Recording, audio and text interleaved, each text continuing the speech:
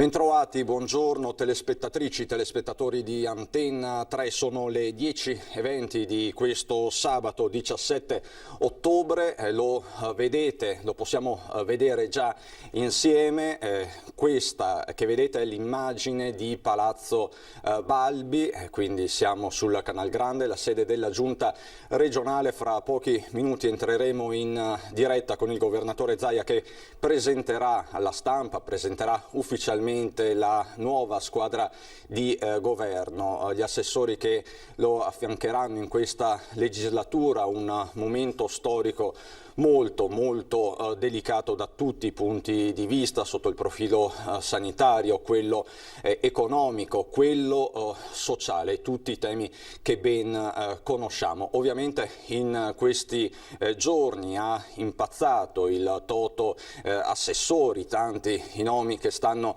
circolando, anche perché il principio, come sapete, è quello del squadra che vince non si cambia, ma sicuramente ci sarà un minimo di turnover. Come al solito il governatore Zaia è stato molto discreto, non sono trapelate in queste settimane indiscrezioni ufficiali né ufficiose, solo voci di corridoio. Questo diciamo è in linea con i precedenti inizi di legislatura. Il riservo del governatore è sempre stato massimo, governatore che fin dalla prima ora, subito dopo l'elezione, ha sempre assicurato di avere la squadra già in mente. Il nodo è quello, per esempio, della vicepresidenza della regione, una carica più onoraria che effettiva per certi versi, ma che per l'appunto potrebbe andare o alla Lega o a Fratelli d'Italia. Si è fatto il nome di Roberto Marcato, assessore regionale uscente allo sviluppo economico. In lizza c'è anche Elena Donazzan, che è stata già 3 volte assessore in regione, prima alla protezione civile, poi per 2 mandati alla formazione. Di Elena Donazzan si parla insistentemente, anche alla luce di quello che è successo giovedì in Consiglio regionale a Palazzo Ferrofini, con la convocazione della prima assemblea della legislatura, con la riconferma alla presidenza di Roberto Ciambetti, ma nell'ufficio di presidenza, quindi nella cabina di regia che presiede Palazzo Ferrofini e quindi il funzionamento dell'assemblea legislativa, non c'è nessun rappresentante di Fratelli d'Italia, partito che comunque ha raggiunto un considerevole 9%.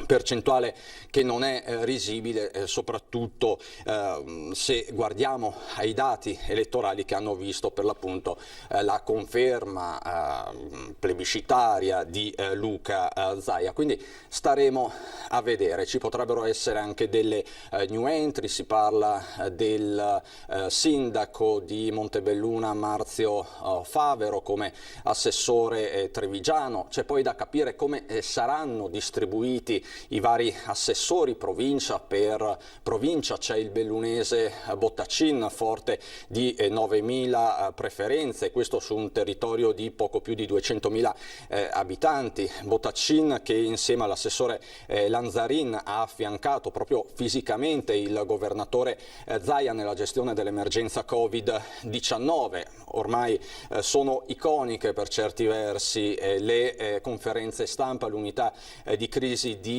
Marghera, l'ultima in ordine di tempo ieri, ma appunto c'è da capire se Lanzarin e Bottacin ritorneranno nel ruolo di assessori all'unità di crisi di Marghera a presiedere rispettivamente la sanità, la salute Lanzarin e la protezione civile Bottacin, l'assessore uscente Bottacin. Quindi c'è da capire. Bottacin, tra l'altro, che era anche segnalato come possibile presidente del Consiglio regionale. Insomma, il toto nomine davvero impazza. Però questa è la partita politica che fra qualche minuto sarà svelata direttamente da Zaia a Palazzo Balbi, con questa conferenza stampa che è stata di fatto ufficializzata ieri sera alle 10:10 e mezza. Del resto non c'è tempo da perdere, è inutile dirlo, perché l'emergenza incombe di nuovo, i dati del contagio sono alti, siamo in attesa del primo bollettino di giornata della Regione del Veneto, ma solo nelle ultime 24 ore, ieri parlavamo di oltre 600 casi, in frenata rispetto agli oltre 700 della giornata precedente. Lo stress però sulle strutture ospedaliere è ancora sotto controllo, cosa che è stata ribadita dallo stesso Zaia. Ecco, e io partirei proprio da qua, in attesa di collegarci con Zaia, dallo Zaia di ieri, che è tornato appunto sull'emergenza, ha detto l'attenzione deve rimanere alta, la mascherina è necessaria in questo momento, dobbiamo evitare in tutti i modi un nuovo lockdown. Ma partiamo proprio da qui, partiamo dalle parole di ieri di Zaia, sentiamolo. Emergenza ospedaliera non c'è, ma si sente la pressione. Lo scenario che ci preoccupa è quello di una non tutela della salute con la mascherina e che si incrementino le terapie intensive e i ricoveri. Oltre un certo limite si va al collasso del servizio sanitario. La fotografia dell'attuale situazione e i rischi a cui si potrebbe andare incontro se i contagi dovessero aumentare, nelle parole del governatore Zaia, in mano i grafici che mostrano l'andamento della curva epidemiologica dal 21 febbraio ad oggi. La curva rossa, penso che la intravedete, no? La curva rossa sono i positivi da 21 febbraio ad oggi. Vedete che la curva rossa oggi è più alta di marzo, di febbraio, però vedete la curva gialla, a marzo con quei positivi avevamo una massa di ricoveri importante, oggi in questo momento la massa di ricoveri non segue la tendenza. Stiamo rilevando più positivi perché? Non perché ce ne siano di più. Stiamo rilevando più positivi e facciamo tanti più test. Quella linea gialla rappresenta l'indicatore più significativo della situazione, prima che si arrivi ad un punto di non ritorno. Oltre un certo limite è inevitabile che si torni ai Covid Center. Ma nel momento in cui io vado ai Covid Center è inevitabile che occupo spazi di attività ospedaliera ordinaria. La vera sfida dunque è la tenuta del sistema ospedaliero, che passa attraverso il comportamento responsabile dei cittadini. Lo scenario di avere 800 terapie intensive, uno dice beh, ma le ha allestite, quindi ci sono. Sì, ma c'ho 8.000 letti occupati, vuol dire che gli ospedali del Veneto non hanno di fatto più un posto libero per nessun'altra patologia.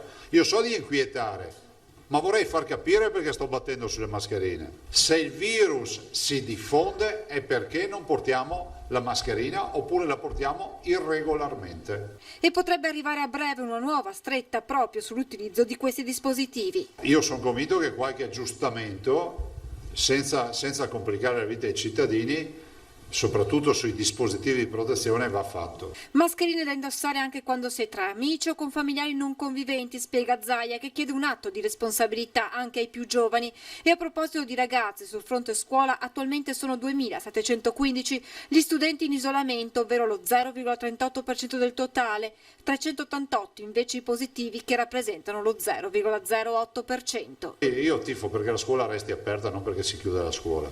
Però oltre certi limiti dopo ti tocca fare anche dei ragionamenti in questo senso, che oggi non facciamo. E sulla possibilità di nuove chiusure il governatore parla di lockdown chirurgici, territoriali, laddove vi sia la necessità. Io non porto avanti idee di lockdown. Lockdown non ce ne sarà più. Si andrà verso restrizioni a seconda dei contesti territoriali, da quello che accade. Nelle prossime ore, intanto, in arrivo una nuova ordinanza di continuità. Io rinnoverò nelle prossime ore tutta una serie di ordinanze che avevo fatto, che non sono restrittive, sono per confermare la possibilità di tenere aperto secondo le linee guida, perché scadono queste ordinanze, no? Quindi nessun lockdown in salsa veneta, mentre il governo sta studiando un giro di vite, un nuovo DPCM che arriverà tra domani e lunedì, ma poi lo vedremo insieme, faremo un po' il punto anche di questo. Siamo sempre in attesa di collegarci con Venezia, con Palazzo Balbi. Possiamo vedere, ecco, alle mie spalle, non è arrivato ancora Zaia, ci sono i giornalisti, vedo il Gazzettino, vedo il portavoce Parmegiani, dovrebbe essere questione di minuti, ma nel frattempo vediamo insieme la prima tabella di giornata della Regione del Veneto con azienda zero, è appena arrivata, il dato è eclatante per certi versi, forse è un record, 520 nuovi casi di contagio nella notte da Covid-19, 520 quindi, 169 nella sola provincia di Treviso, che si conferma quindi maglia nera in tal senso. Segue poi Vicenza con 138, 86 a Verona, 72 a Padova, 24 a Venezia, 7 a Belluno, quindi a Belluno particolarmente colpita in questi giorni. C'è una frenata da registrare, Rovigo 11. Questa quindi la situazione, 520 nuovi casi di positività, lo ripeto, però l'informazione deve essere completa, e dobbiamo anche dire che a fronte di questo aumento importante di contagi, le terapie intensive restano perlomeno stabili, il dato è stazionario. Ieri sera eravamo, se non ricordo male, a 49, oggi siamo a 50 posti di letto occupati di terapie intensive su tutti gli ospedali della regione del Veneto. La situazione più importante è quella dell'azienda ospedaliera di Padova, dove i posti letto occupati di terapia intensiva sono 11, 4 all'ospedale All'Angelo di Mestre, poi abbiamo altri dati significativi a Sant'Orso nell'Alto Vicentino, 3 posti letto occupati di terapia intensiva, 3 a Vicenza, quindi all'ospedale al San Bortolo, 4 all'ospedale invece di Legnago nel Veronese. I ricoverati positivi nei reparti di malattie infettive sono invece 328. È un dato anche questo importante. Molto spesso però parliamo di ricoveri e di soggetti paucisintomatici, quindi non gravi. Questo fatto è costantemente sottolineato anche dai direttori generali delle diverse ULS del Veneto, quindi siamo di fronte a una situazione sanitaria che è al momento ancora diversa rispetto a quella della primavera che abbiamo vissuto qualche mese fa. Questo quindi va detto. Sul fronte invece dei decessi siamo a, lo vediamo insieme, 2247 decessi complessivi. Questo è il dato cumulativo del Veneto, sia nelle strutture ospedaliere che in quelle extra ospedaliere. Parliamo soprattutto quindi di case di riposo che sono tornate sorvegliate speciali. Anche nella settimana ci sono state diverse riunioni tra i direttori di casa di riposo e i direttori generali delle ULS e la regione, ovviamente, per fare il punto della situazione. È un autunno blindato, le visite sono possibili ma con tutta una serie di precauzioni. Vedo che a Palazzo Balbi fervono ancora i preparativi, quindi possiamo vedere insieme la dichiarazione dell'assessore Donazzan. Rimaniamo sul tema della politica, perché vi dicevo, nei giorni scorsi in Consiglio regionale c'è stato un primo strappo tra alleati di fatto di maggioranza, con Fratelli d'Italia che è rimasta fuori dall'ufficio di presidenza, quindi dalla cabina di regia di Palazzo Ferrofini. Così Donazzan. Va ricucito il rapporto, perché il rapporto è con gli elettori, quegli elettori che hanno dato il 10% di consenso a Fratelli d'Italia, ma quel 10% è all'interno di una coalizione ed è a sostegno del presidente Zaia, quindi non è messo in discussione il fatto che noi si sostenga convintamente il presidente Zaia, che si debba stare dentro questa maggioranza, ma diciamo noi con una dignità che è quella del 10% dei cittadini veneti che hanno dato fiducia a Fratelli d'Italia. Lapidaria, Donazzan, cauta ma allo stesso tempo il messaggio in bottiglia insomma, è abbastanza eloquente. Vedremo questa dignità di cui parla Donazzan se sarà preservata dalle nomine del presidente Zaia, che appunto dovrebbe arrivare a minuti. Vedo che stanno arrivando anche altri colleghi della stampa e delle televisioni. Vediamo insomma come sarà questa nuova squadra di governo, vedremo quali saranno gli equilibri politici tra lista Zaia e lista Lega, anche se sembra che da questo punto di vista non ci sia nessun particolare attrito. Il nodo resta invece quello di Fratelli d'Italia e anche per certi versi di Forza Italia. In questi giorni ha preso quota anche il nome di Venturini, della padovana Venturini, eletta tra le fila di Forza Italia e che potrebbe entrare in giunta, quindi in giunta potrebbe esserci anche Forza Italia, lo vedremo. Nonostante il risultato alle regionali sia stato basso, potrebbe essere anche che prevalgano degli equilibri di natura più politica e nazionale per rinsaldare, se vogliamo utilizzare questo termine, l'alleanza di centro-destra.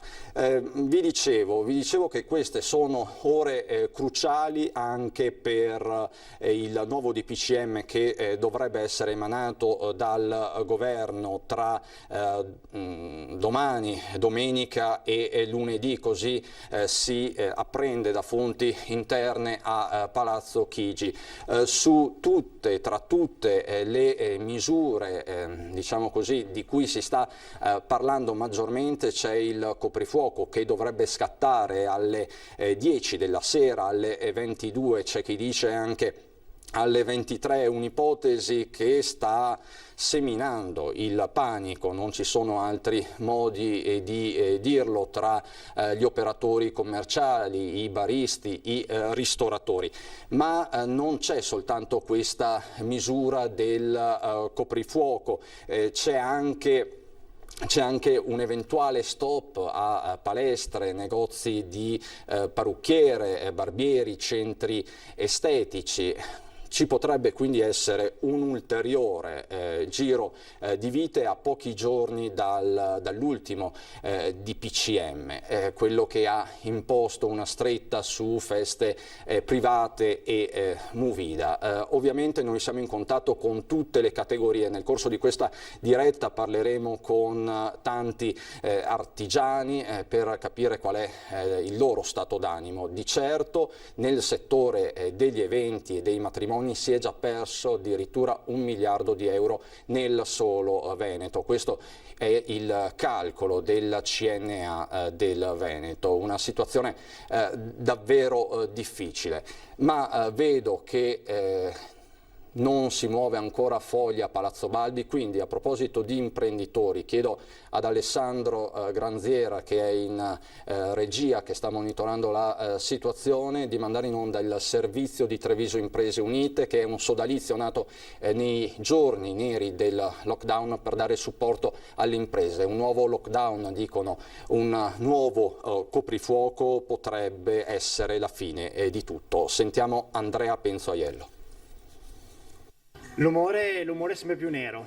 facciamo sempre più fatica a tenere i nostri associati che hanno sempre più rabbia dentro, e mettere tranquillità in questo momento, mettere serenità è veramente difficile. La misura è già colma e davanti c'è un lungo autunno che di giorno in giorno sembra sempre più incerto. Lo sanno bene a Treviso Imprese Unite, sodalizio nato nei giorni duri della prima ondata e delle prime chiusure totali. In mezzo ci sono voci ufficiali e poi smentite, indiscrezioni di palazzo e azioni su cui si sta riflettendo in queste ore, come lo stop a palestre, parrucchieri, barbieri, centri estetici, ma anche cinema e teatri.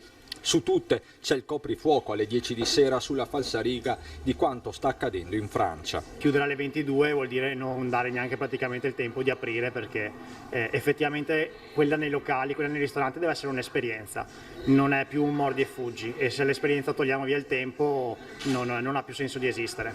Già, perché il nodo non è più solo quello di resistere, ma pure di esistere, ed è una linea sempre più sottile per bar e ristoranti, ma anche...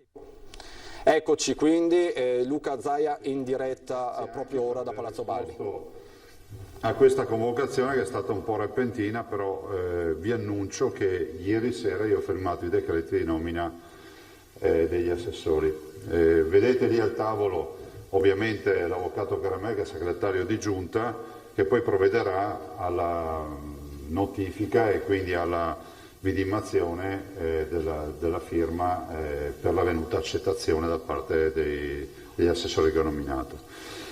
Faccio alcune premesse. Siamo in un momento di grossa difficoltà, nel senso che in questo Paese e in Veneto in particolar modo la crisi, che comunque ne esce anche da questa vicenda del Covid, è una crisi importante, si perdono almeno 60.000 posti di lavoro in queste ore, mentre siamo qui a parlare dell'insediamento della nuova giunta. Abbiamo anche in parallelo, ci siamo alternati io e l'assessore Lanzarin, una videoconferenza importante ancora per parlare di misure Covid.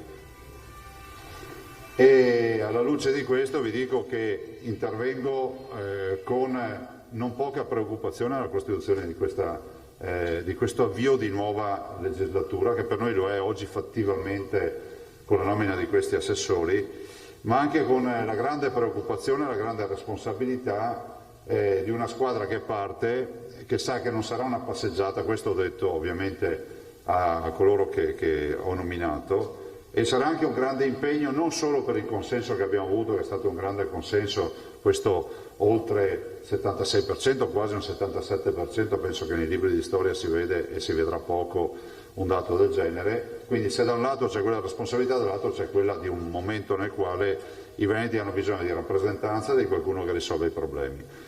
Ringrazio tutti gli assessori uscenti, ringrazio la mia giunta, no? Perché il frutto del risultato di questa amministrazione è dovuto a una squadra che lascio alle spalle, ad assessori che sono stati bravi, efficienti, che hanno fatto un grande lavoro, a una squadra in consiglio regionale che ha fatto uno strepitoso lavoro. Voglio ricordare che il Consiglio uscente ha fatto un lavoro che è unico nella storia di questa regione. Non lo dico perché sono orgoglioso dei miei, lo dico perché i dati lo dicono i progetti di legge approvati, lo dicono le attività che abbiamo fatto, le grandi riforme che abbiamo fatto. Se la sanità ha risposto in questa maniera in questi mesi, lo si deve anche al fatto che il coraggio che ha avuto la Giunta ha trovato terreno fertile in un Consiglio regionale che ha avuto altrettanto coraggio di approvare riforme che sulla carta non sembravano riforme che creavano consenso, anzi c'è stato molto dissenso, oggi creano consenso. E quindi ringrazio veramente uno ad uno i consiglieri uscenti, ringrazio uno ad uno i miei assessori, non tutti saranno in questa nuova giunta, e dico anche che non è stata una scelta facile. Non è stata una scelta facile perché devo dire che anche tra i consiglieri regionali molti hanno professionalità, molti hanno esperienza e molti hanno conoscenza della macchina amministrativa che potrebbero tranquillamente fare gli assessori. Pensavo tra me e me nel pensare in questi giorni alla nuova giunta, dicevo ma perché in Italia non si fa una legge nella quale si pensa a un consiglio giunta dove chi è eletto possa avere dal Presidente una delega e fare in modo che sia una squadra proprio che agisce nei territori. Ovvio che questo sarebbe impossibile da applicare, no? Quando hai 30-40 consiglieri dovresti avere 30-40 persone delegate. Lo dico perché sarebbe bello che tutti potessero occuparsi di qualcosa. La legge ci dice che ci sono delle persone però che devono fare sintesi, questi si chiamano assessori, sono delegati dal Presidente, io oggi li ho incontrati uno ad uno, sono persone che assolutamente hanno i numeri per fare gli assessori, hanno una storia personale, una formazione, una credibilità e uno standing che permette a loro di rappresentare i veneti. L'ho detto stamattina, è un onore rappresentare i veneti, ma è anche un grande impegno, no? È un grande impegno perché comunque quando tu parli da amministratore parli sempre in nome e per conto dei veneti, quelli che ti hanno votato, e sono la stragrande maggioranza, e in particolar modo quelli che non ti hanno scelto, perché la vera sfida è quella di rappresentare tutti. E quindi ho chiesto alla Giunta di lavorare pancia a terra e di essere assolutamente sul pezzo in questo momento di difficoltà. Guardate, sono stati anni nella storia del Veneto nel quale ci si poteva distrarre, oggi non ci si può più distrarre, non ci sono più divagazioni sul tema, non c'è più ricreazione come è accaduto magari qualche decennio fa, qualche anno fa. Io ho partecipato a amministrazioni nelle quali le cose andavano bene, penso che quando ho esordito nel 2015 da vicepresidente della regione, assessore all'agricoltura e al turismo e alla promozione, era un momento nel quale, diciamo, in Veneto non sentivi parlare di disoccupazione, non sentivi parlare di crisi aziendali. Dal 2008 in poi, col crollo del Lehman Brothers, il mondo è cambiato.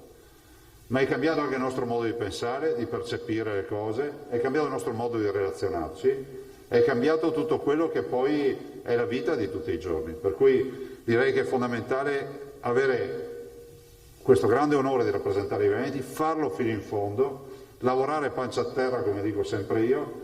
Ho chiesto la presenza dei consiglieri, che sono delle figure giuridiche un po' diverse questo giro, che sono esterni, di essere assolutamente presenti in Consiglio, nonostante, diciamo, il Consiglio non preveda la loro votazione, in molti casi addirittura la loro presenza in virtù dei temi che si possono trattare, che magari rischiano di essere estranei all'argomento che tu rappresenti, ma di essere presenti in Consiglio e di avere assolutamente un rapporto solidale, collaborativo e assolutamente di affiancamento a tutti i consiglieri di maggioranza e di opposizione. Penso che sia fondamentale che il Veneto debba uscire da queste difficoltà semplicemente con il lavoro di squadra. E questo è l'appello che faccio non solo alla maggioranza, che è nutrita, importante.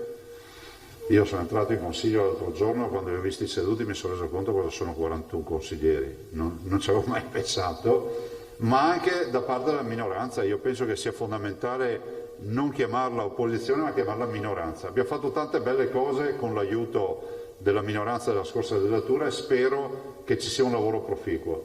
E del resto, come si dice, negli Stati Uniti c'è questa bella abitudine di dire anche lui è anche il mio presidente, no? Anche se tu eri dall'altra parte. Spero che si possa sempre più pensare che qui l'obiettivo è comune, non è quello di giocare a guardie ladri o a guelfi e ghibellini, ma abbiamo un obiettivo comune che è quello di far grande questo Veneto. E tra tutti ovviamente il nostro obiettivo resta l'autonomia, un'autonomia sulla quale investiamo ancora in questi anni, un'autonomia sulla quale portiamo il nostro contributo, ma un'autonomia che comunque lambirà tutti i nostri assessorati. E quindi grazie anche a tutti voi, al mondo della comunicazione, che ci ha permesso in questi anni di parlare ai veneti. Voi rappresentate l'anello fondamentale e il trait d'union e fate un lavoro civico che è unico nel suo genere. A volte magari ci fate arrabbiare, a volte vi facciamo arrabbiare noi, però è altrettanto vero che anche questo, direttamente, consciamente o inconsciamente, è un grande lavoro di squadra. Penso sempre al grande lavoro che avete fatto durante il Covid. Io l'ho sempre detto, voi siete come gli inviati di guerra. Se non avessimo avuto la vostra collaborazione, se non avessimo la vostra collaborazione, parlare a un popolo in angoscia non sarebbe stato facile. Io passerei a chiamare gli assessori, a far firmare il decreto di accettazione, l'accettazione del mio decreto, e vi leggo anche le deleghe uno per uno. Dimenticato di una cosa, adesso ho visto che piacciono le statistiche, e se ci pensate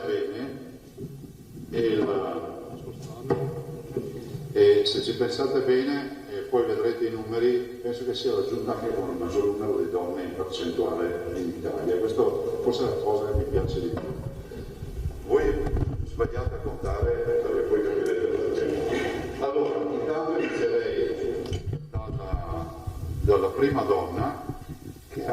carica di vicepresidente è l'assessore vicepresidente Elisa De Berti, si accomoda qui, alla quale diamo gli affari legali e contenzioso, ricordo che l'assessore De Berti è avvocato, lavori pubblici, sviluppo locale e IPA, infrastrutture, programmazione dei trasporti, trasporto pubblico locale, navigazione interna e portuale, mobilità sostenibile. Ringrazio l'assessore De Berti per il lavoro che ha fatto, avrà un ruolo non facile che è quello di vicepresidente e raccoglie testimoni dal vicepresidente Forcolin, che è stato un validissimo collaboratore e che ringrazio. E Elisa De Berti peraltro è una veronese, è anche un bel segnale che diamo alla comunità veronese, e che come la mia comunità sono quelle agli estremi del Veneto, e penso che l'avvocato De Berti avrà modo di farsi ancora più apprezzare e conoscere e soprattutto portare avanti le sfide del Veneto e anche dei suoi territori. Io passerei alla firma. Sì. Devo consegnare il decreto. Facciamo fare la firma, ecco qui. Prego.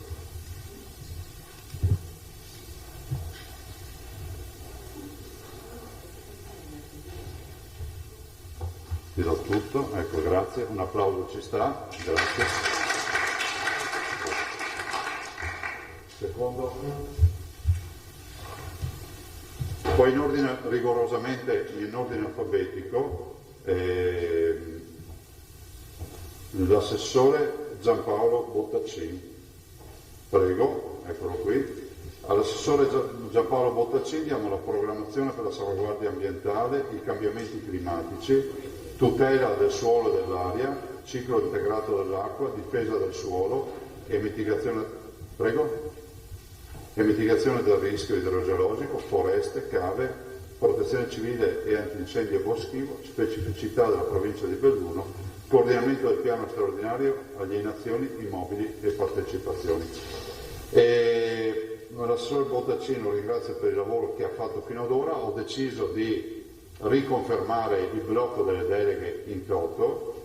È una grande sfida perché l'assessorato all'ambiente di certo non è un assessorato nel quale ci si diverte, è impegnativo da un punto di vista umano, etico, ma lo è anche da un punto di vista giuridico e per la legalità, e penso che l'assessore abbia dimostrato di avere gli skill, magari ha anche un brutto carattere a volte, però ha gli skill di uno che può affrontare questa sfida, e la condotta che ha avuto nel gestirmi, parlo gestirmi perché la delega è mia, rispondo sempre io, l'ambiente è stata unica, quindi lo ringrazio, sono sicuro che farà un grande lavoro anche nei prossimi 5 anni. Prego.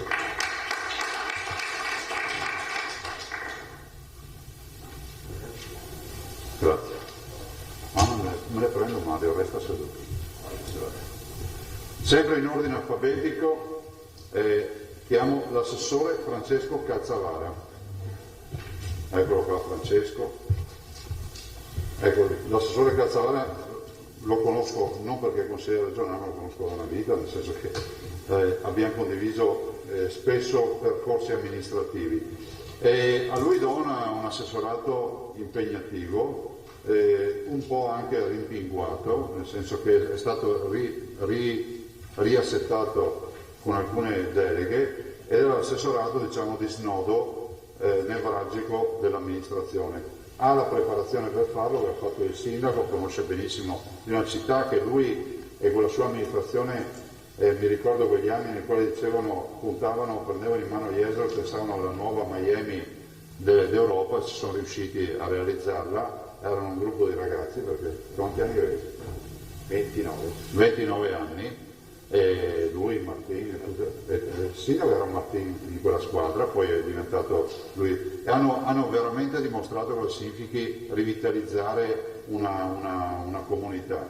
Ha dimostrato anche grandi doti a livello regionale nella conduzione di una commissione non facile, complicata, che dovrà portare a termine poi tutta la sfida, ancora questa commissione, di tutto quello che è ad esempio la partita del consumo del suolo o di altre partite, ma lo riguarderà un altro assessore.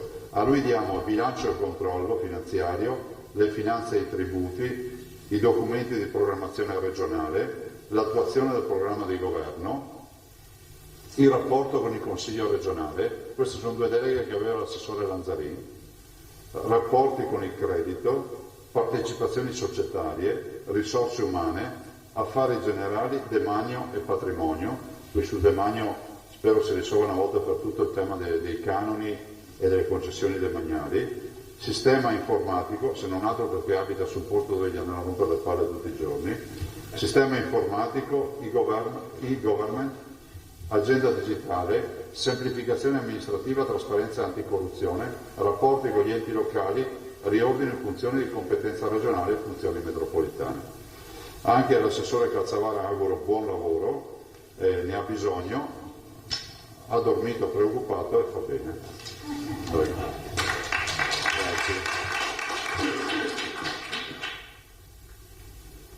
Vorrei dare a tutti una stretta di mano, ma la contingenza ci porta a non fare robe. Grazie. Altro assessore Federico Caner. Caner lo conosco da un bel po'. Ha avuto un'esperienza che voi conoscete in Consiglio regionale, è stato capogruppo, ha fatto diverse attività, è un assessore che ha lavorato per il turismo sostanzialmente e soprattutto mi ha seguito la conferenza delle regioni, perché lui è l'assessore delegato a rappresentarmi in conferenza quando non ci posso andare o ci sono temi insomma, che sono seguiti principalmente dagli assessori.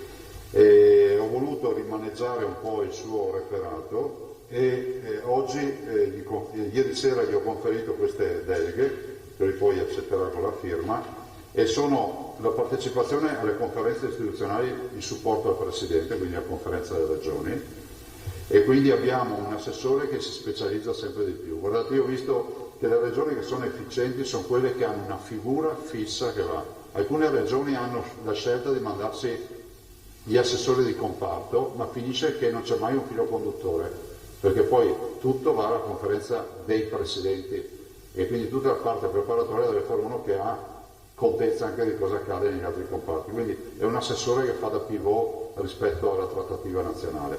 Programmazione dei FAS e degli FSC, programmi FERS, programma Italia-Croazia, turismo, trasporti a Fune, che sono i rimpianti di risalita, voi sapete che stiamo correndo su questo fronte per collegare Cortina d'Arabba e Cortina Civetta e non solo, commercio estero e internazionalizzazione, economia e sviluppo montano, attività promozionali, politica dell'agricoltura e zootecnia, politica agricola comune, piano sviluppo rurale, leader, quindi piano programma comunitario, fitosanitario, produzione ambientale, vegetali e bonifica. Cosa succede? Succede che si va a ricostituire il vecchio assessorato, agricoltura e turismo e promozione, ed è una sfida che io avevo tentato di mettere in piedi, direi anche fruttuosamente nel 2005, ma poi sono andato a fare il ministro e è stata sospesa questa esperienza.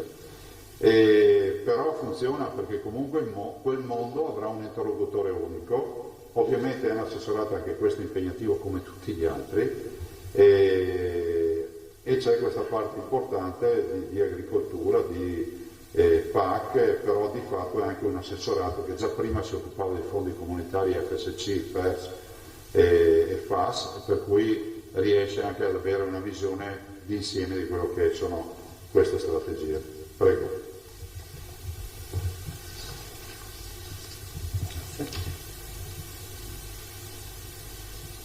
Grazie. Grazie.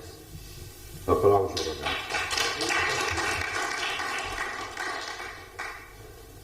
Un altro assessore, l'assessore Cristiano Corazzari. Io quando ho cercato di fare l'assessorato per Corazzari ho detto bisogna che lo impegniamo un po' di più. E infatti ho visto nei suoi occhi quando gli ho detto le deleghe più preoccupazione che sollievo. Lui è un bravo ragazzo, è presente nel Polesine, e ovviamente a tutti gli assessori ho detto che la dimensione territoriale è quella che si chiama Veneto, non il comune, non la provincia, la propria città, ma il Veneto, perché i Veneti devono sentirsi rappresentati dall'assessore. non dall'assessore locale. Ma lo dico in generale perché è comunque una raccomandazione che faccio sempre. Pianificazione territoriale urbanistica, c'è tutta una serie di idee che l'assessore aveva già, beni ambientali, culturali, tutela del paesaggio, parchi e aree protette, poi vediamo ovviamente tutta la distinta, ragazzi. Polizia locale e sicurezza, cultura, spettacolo e sport, edilizia sportiva, edilizia di culto, edilizia residenziale pubblica, identità veneta, flussi migratori veneti nel mondo, diritti umani, minoranze linguistiche. Ovviamente voi dite, ma dove sono le novità? Le novità sono caccia, pesca e agricoltura.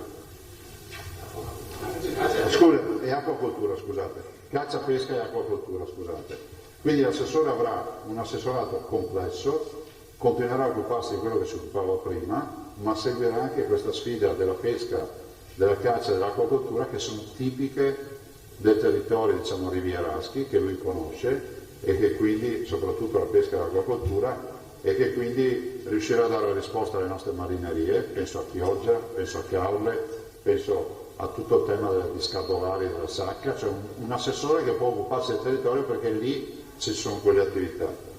E ovviamente tutto il tema della caccia, che dovrà essere sempre gestita, come dico sempre io, penso di aver avuto un primato, di non aver mai avuto un assessore alla caccia nella mia storia amministrativa che sia stato cacciatore. Penso che questo sia una garanzia per i cacciatori. Prego. Magari c'è la caccia. No. Nel senso che, lo dico non perché deve essere contro la caccia, ma perché penso che il fatto di essere super parte sia una garanzia anche per tutto il comparto e quindi non c'è il tema delle parrocchie contro parrocchie e altri discorsi. Ringrazio l'assessore, le sfide che lo aspettano sono tante, anche sul fronte della cultura dobbiamo continuare a crescere, c'è il tema della Film Commission e quindi diventare sempre di più, diciamo, committenti di produzioni cinematografiche di livello internazionale. Abbiamo finalmente un budget, abbiamo finalmente una società, una struttura che è Film Commission, e abbiamo anche intercettato fondi comunitari, per cui adesso 2 milioni di euro. Molti più, alla fine abbiamo messi 8 milioni di euro per le produzioni cinematografiche, e questo ci aiuta molto. Grazie.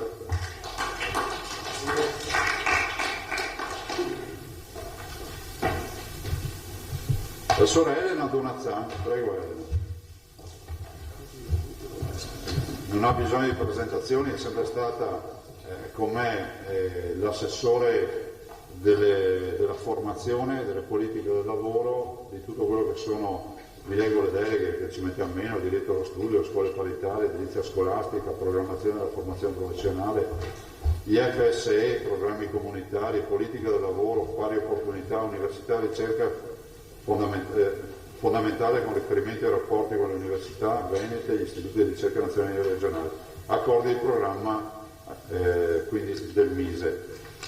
Ha sostanzialmente lo stesso assessorato, direi che ha fatto un ottimo lavoro fino ad ora, vive in un contesto come quello dell'ambiente di non poche difficoltà. Sono 2 assessorati che vivono hanno degli interlocutori che spesso hanno difficoltà diciamo in questo caso lavorative, reddituali, che si trasformano in problemi sociali, e penso che Elena abbia seguito bene questo comparto. Non ci potevamo permettere di non affrontare ancora con piglio e con determinazione questi temi, visto considerato quello che sta arrivando avanti. Cioè, immaginate solo che se si arriverà allo sblocco della possibilità di licenziare, capite che i numeri li conosceremo solo il giorno dopo della vera disoccupazione che si crea in Veneto. Noi siamo entrati in Covid con il 6,6% di disoccupazione, eravamo la realtà più virtuosa d'Italia, dove l'occupazione era realtà. Non sappiamo ancora in questa stanza buia cosa accadrà. Elena, grazie e buon lavoro. Grazie a te. Prego.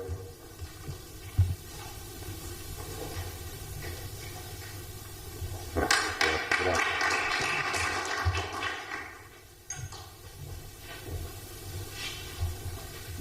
Manuela Lanzarin, prego, l'assessore Lanzarin. Con l'assessore Lanzarin abbiamo condiviso questa sfida della sanità, del Covid. Non è facile fare l'assessore alla sanità, e ancora, scusate, Non è facile fare l'assessore alla salute e alla sanità, però è ancora più difficile farlo con un presidente come me, nel senso che abbiamo condiviso questa esperienza. Devo dire che è stata validissima collaboratrice e attenta come assessore in un comparto che non ha poche difficoltà. L'aspettativa di sanità, di salute, di servizi è un'aspettativa alta, è un'aspettativa che ovviamente coinvolge tutti noi cittadini. Stiamo parlando di una macchina che eroga 80 milioni di prestazioni sanitarie all'anno, 2 milioni di accessi a pronto soccorso, 54 mila dipendenti, con tutti gli annessi connessi che sono quelli dell'ammodernamento, delle nuove sfide, delle nuove patologie, di tutto quello che è accaduto con il Covid, e direi che la gestione è stata assolutamente ineccepibile. Come lo è ad esempio sul fronte del sociale, all'assessore Lanzarin ovviamente dedicato anche a quell'aspetto, che ancora una volta rappresenta una sfida in questa delega, no? Tenere assieme, guardate, io le ho provate tutte le esperienze, ho provato quella di vivere in giunte nelle quali c'erano 2 deleghe separate, sociale e sanità, e vedo che alla fine l'interlocutore unico, seppur gravato da impegni, diventa un interlocutore solido, perché altrimenti c'è sempre il dibattito che cande tanti paroni muore di fame, si dice, no? Perché poi socio sanitario è difficile poi agganciarlo alla maniera giusta. Un'interlocuzione unica penso che sia giusta, e quindi a lei ho dato programmazione sanitaria e sociosanitaria, tutela della salute, igiene pubblica, programmazione edilizia e a finalità collettive, attuazione dell'articolo 20, stiamo parlando di edilizia ospedaliera e affine, sicurezza alimentare, servizi veterinari, programmazione e servizi sociali, interventi a favore della famiglia, dei minori, dei giovani, degli anziani e dei portatori di handicap, non autosufficienza e disabilità, violenza di genere, nidi e servizi innovativi, settore del no profit e del volontariato, rapporto con istituzioni di assistenza e riforma del settore. Allora, queste sono esattamente le deleghe che l'assessore aveva, e la volontà di dire che con queste deleghe affronteremo i prossimi 5 anni che non saranno facili, saranno anni di difficoltà, di riforme e anche di bilancio e di sanità, e soprattutto di un rinnovamento a 360 gradi, perché vi ricordo che il 31 dicembre scadono anche tutti i direttori generali, per cui di fatto con questo 2020 si va a una ripartenza totale, ma questo accadrà anche per molte altre dirigenze di altri assessorati e anche per altre figure apicali della Regione, per cui si va verso ovviamente un percorso nuovo che sarà innovativo, ma io spero sia anche produttivo per i Veneti. Però ho la firma e grazie.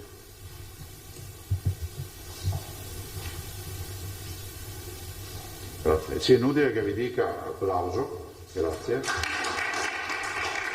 No, l'avevo bloccato io con un intervento. È inutile che vi dica che l'assessore è stata sindaco, è stata parlamentare, ha fatto esperienze insomma a 360 gradi nel contesto amministrativo, per cui è in grado di affrontare anche queste nuove sfide. Prego. Poi c'è l'assessore Roberto Marcato. All'assessore Marcato, che anche lui ha avuto esperienza amministrativa nei territori, sia in provincia che in comune, ha seguito ovviamente in questi 5 anni tutto il comparto delle attività produttive, un comparto anche questo che si aspetterà risposte importanti in questi 5 anni. Considerate che tutti i giorni si parla di lockdown, di mini lockdown, di restrizioni, di ordinanze. Capite che non è facile affrontare temi come artigianato, commercio, avrà la delega alle acque minerali e termali, piccole e medie imprese, industria, fiere e mercati, distretti, ricerca e innovazione, imprenditoria giovanile e femminile, energia per tutte le filiere, tutela del consumatore, banda larga, riconversione del polo industriale di Marghera e legge speciale. Il suo complesso delle deleghe non è solo delle attività produttive, ma con uno sguardo anche a tutto quello che è il complesso del contesto della laguna e quindi della riconversione del porto di Porto Marghera. E in tutto questo contesto ovviamente l'assessore si è già mosso, conosce bene queste deleghe e anche qui l'abbrivio che ha portato con un buon lavoro nei 5 anni sarà ovviamente fruttuoso nel riniziare questa nuova legislatura. Grazie e passiamo alla firma. Prego.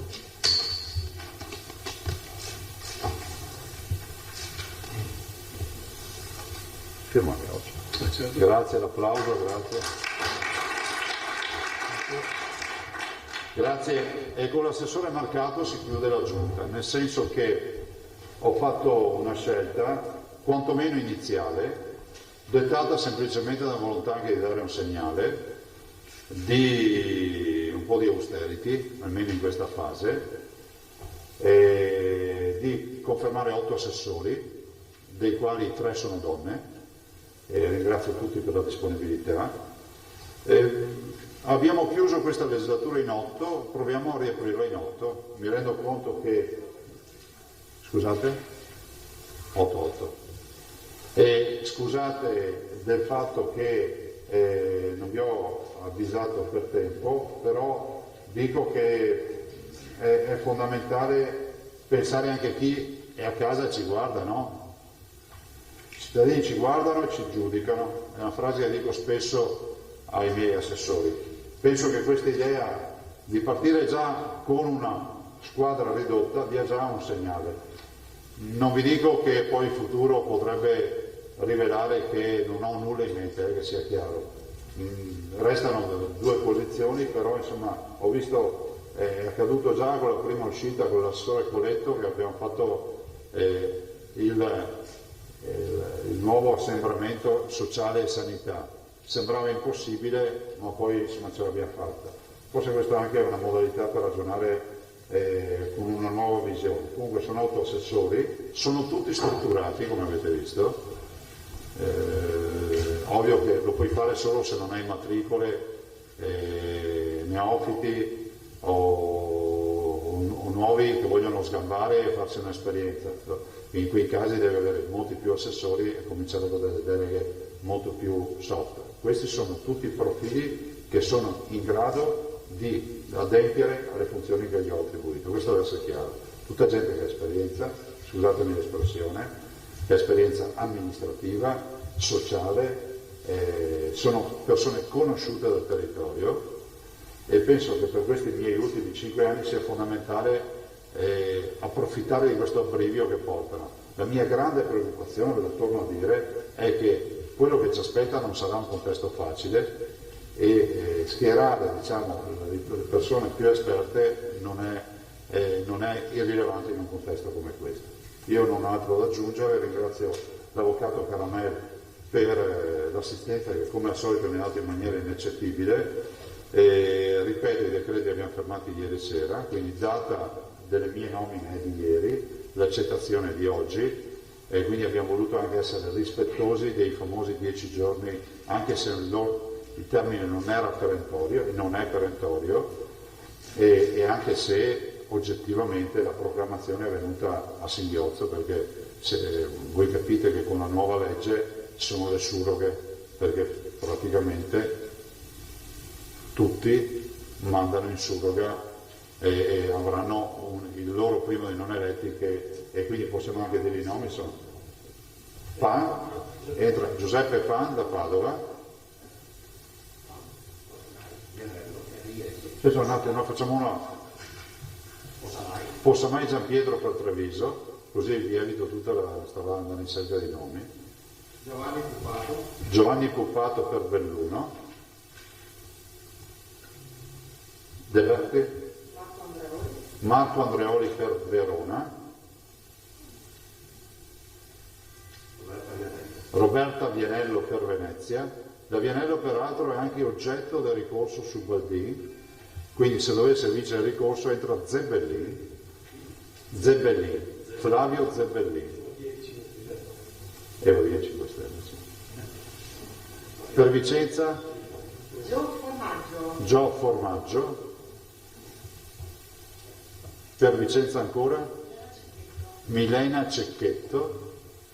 e per Rovigo Laura Cestari. Quindi entrano 1, 2, 3, no, sto contando le donne. Ah, ma c'è proprio maschilisti. 3 sono altre donne qui, no? Entrano 3 donne ancora in consiglio. Quindi bene, ottimo, ottimo. Poi siamo soddisfatti del fatto che aver dato questa carica di segretario la più giovane del Consiglio a Alessandra Sponda, insomma, è un bel segnale per i giovani, anche perché bisogna sempre dare quei giovani e hanno dimostrato di essere più bravi di quelli più vecchi di loro, sempre. In tutta la storia è stato così. E potrei citarvi, ma evito di citarvi qualcosa. No, lo diceva Adriano,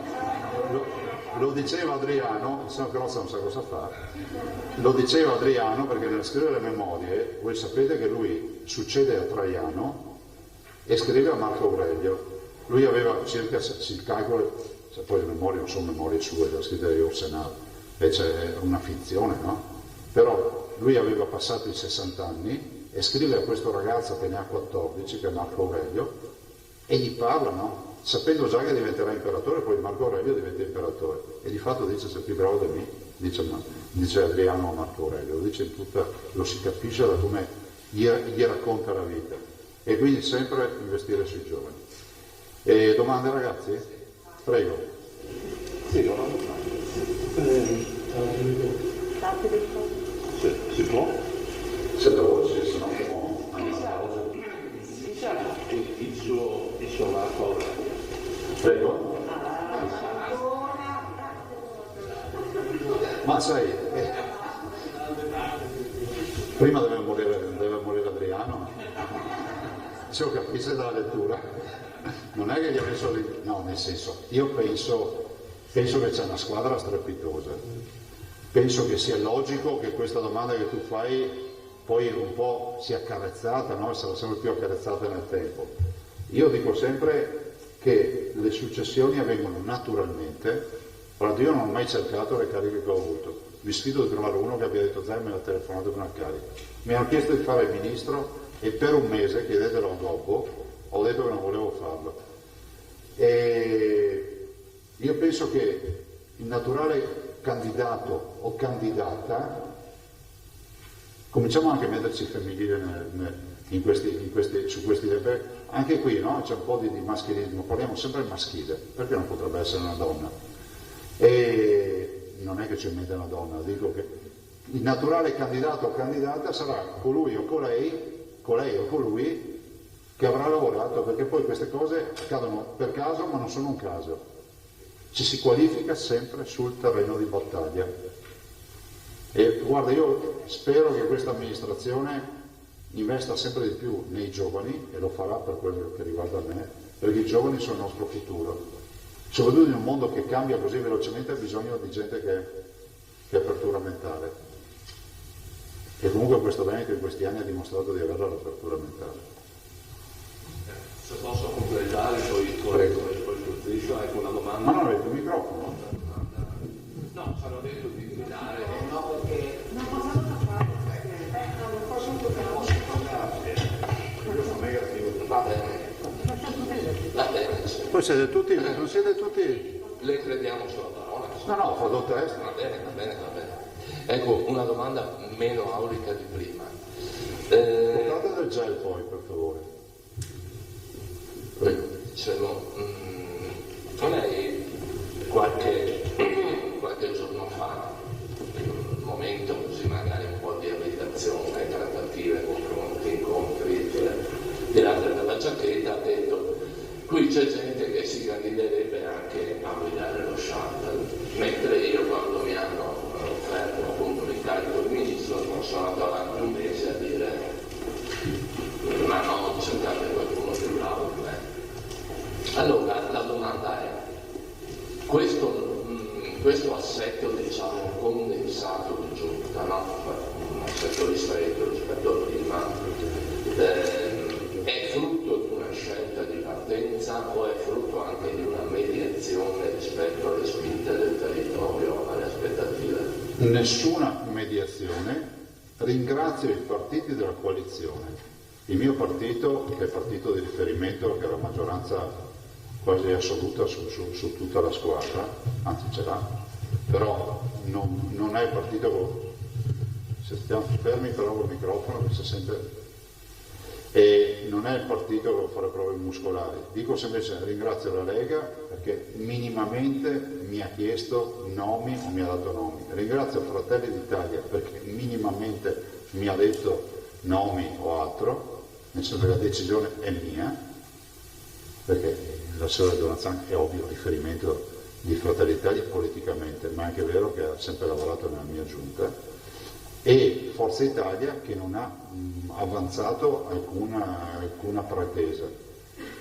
Questa giunta in scienza e coscienza, con la mia parola d'onore, l'ho nominata scegliendo, secondo me, la formazione migliore in questo momento, senza nulla togliere agli altri. Guardate che abbiamo professionalità in consiglio che possono tranquillamente fare gli assessori, ma senza nessun problema. Però è pur vero che qui tu devi prendere l'auto non al minimo, la prendi già con la quinta dentro e devi buttare dentro e correre. Qua so che non perdo un istante, a me interessava quello.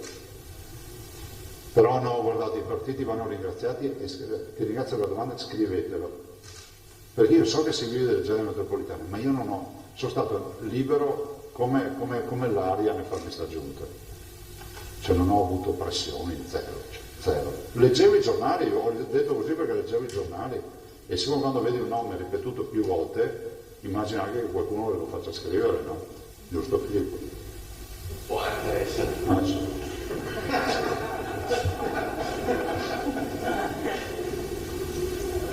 Altro?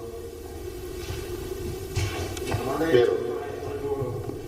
Ci sono due coefficienti in giunta ed è l'unica provincia che ne ha due.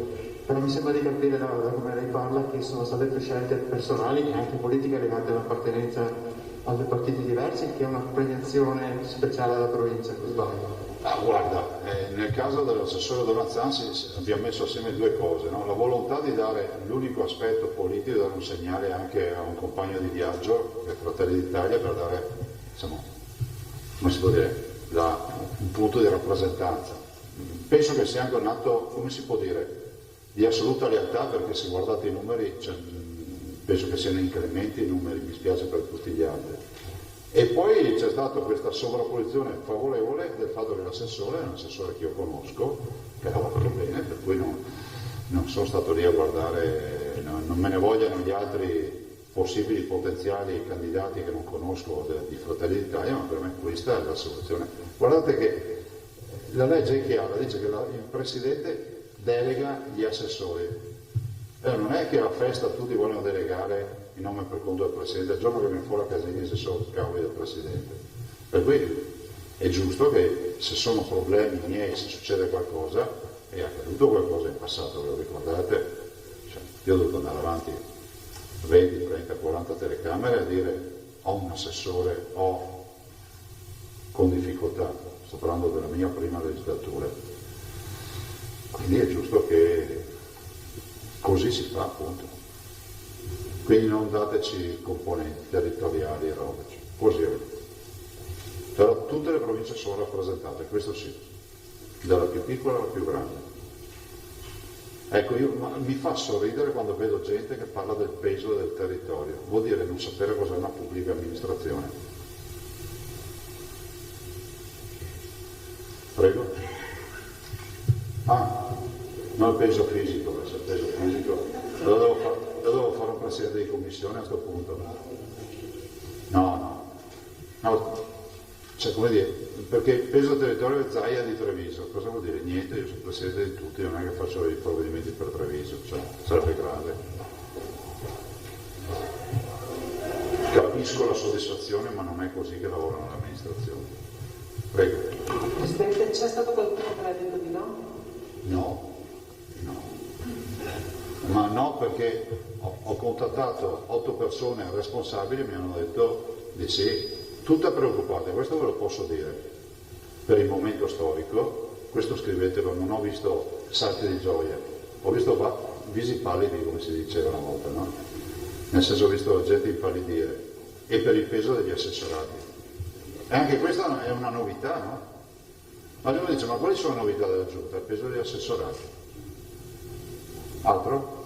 Sì, causa elezioni che si sono svolte molto tardi rispetto alla scadenza naturale della legislatura, c'è il rischio che si vada in esercizio provvisorio di bilancio? Spero proprio di no, guarda, c'è l'assessore Cazzalara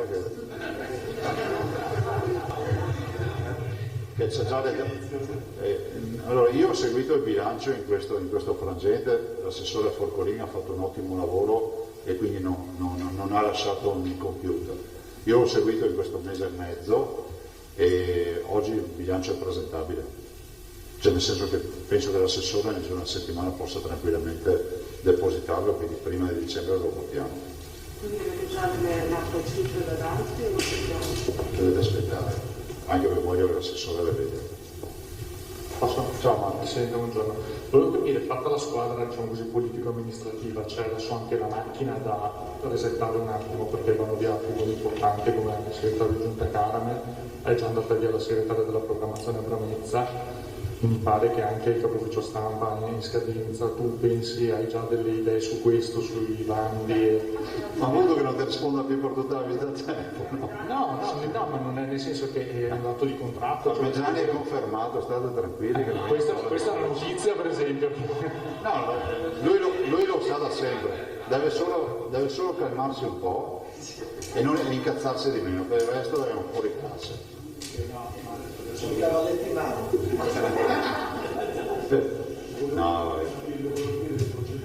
No, guarda, intanto ho perso pezzi di polmone, cioè, mi guarda, mezzo polmone. Purtroppo sai come sono, cioè a un certo punto arrivano e vogliono andare in pensione. Io dico sempre che non serve. L'uscita dell'avvocato Caramel, ne approfitto che qua è un dolore per il sottoscritto, come l'è stata quella di Gazzapin.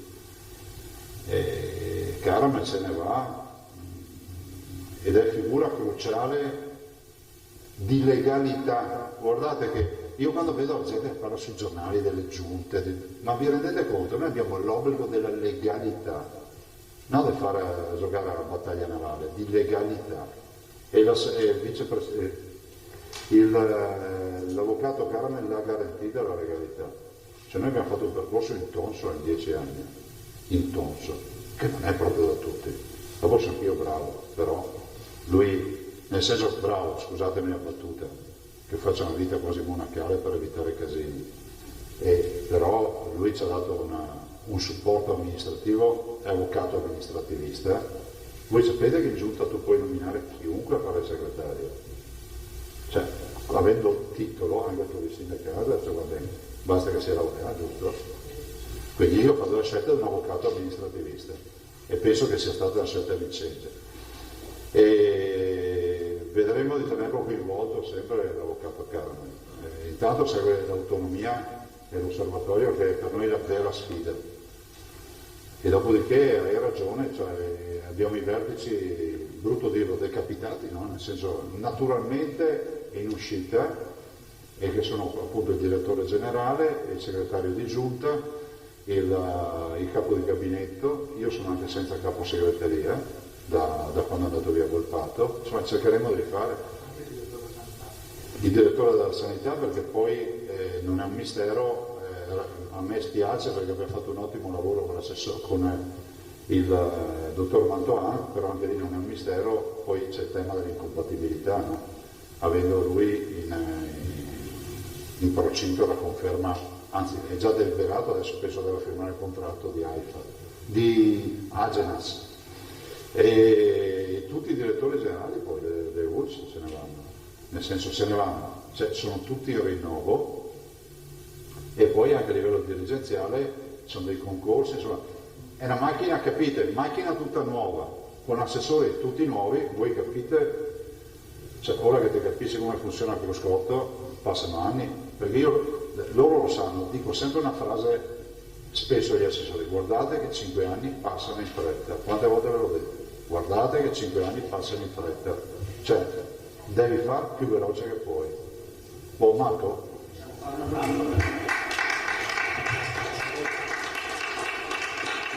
Cioè, Pensa Mario, te condividimi, mica un nominai ti fa applauso a te. No, grazie veramente, grazie Mario. Altro? E anche Fabio, un altro che ha deciso di andare a fare il sindaco, pensionato. Un altro, Gazzabia è stato 27 anni con me. Beh, 27 anni come sono tanto strano. No. Penso che Gazzabia, penso e anche con Caramel, cioè stiamo anche periodi senza parlarci. Cioè ci tira un'occhiata nelle scale, c'era sufficiente. Cioè, è come il cavallo, no? Voi sapete, montato un cavallo, sente subito che sei il suo padrone, no? il suo binomio, che c'è il binomio. Tu monti il cavallo di un altro, cioè, non funziona, è come una macchina senza volante. Altro? Io avrei Next. Sì. Allora, due cose. Ieri sera il governatore Fontana ha annunciato la firma, probabilmente ha firmato in nottata, di una nuova ordinanza con delle misure restrittive, ma non come si teneva, quindi chiusura dei locali in anticipo, divieto di assembramenti che abbiamo anche noi, eccetera. Volevo sapere, uno, se lei pensa di fare una cosa analoga. Secondo, invece, ieri l'Emilia Romagna ha disposto la distribuzione gratuita di test serologici rapidi in farmacia. Ma sono incongedito quelli? Sì, sono incongediti, c'è la possibilità che tu venga fatta qui?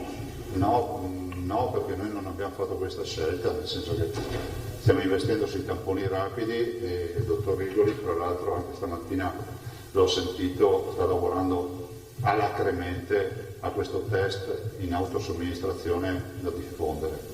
Arriverà il test modificato martedì, perché abbiamo fatto fare delle modifiche proprio, diciamo, dell'hardware, del stecco, della vaschetta, della roba. Se funziona, cioè noi sappiamo che la reazione funziona, ma il problema è renderlo pratico per chi non deve stare lì a buttare voce, a fare robe, e per cui ci sta lavorando, quindi io l'ho visto, è entusiasmante, cioè è una roba bella.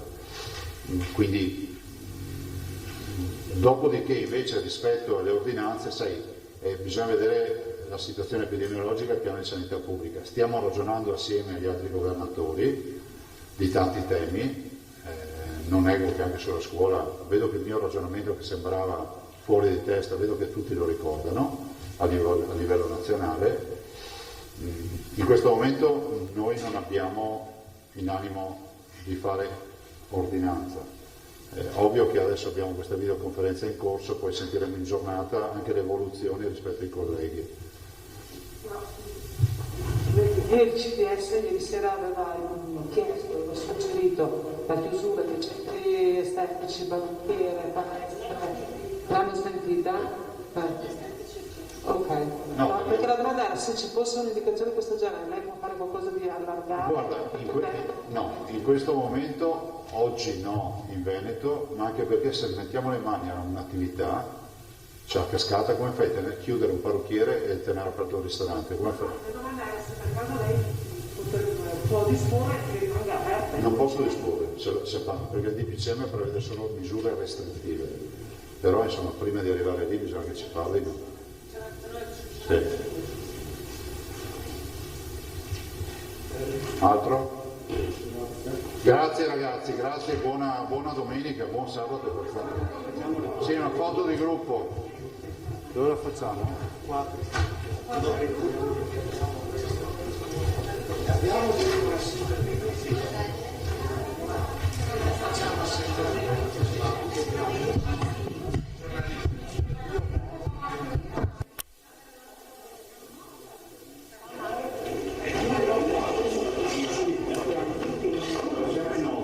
Vediamo se è possibile anche questa foto di gruppo. Il nostro operatore Sandro Ponchio si sta avvicinando.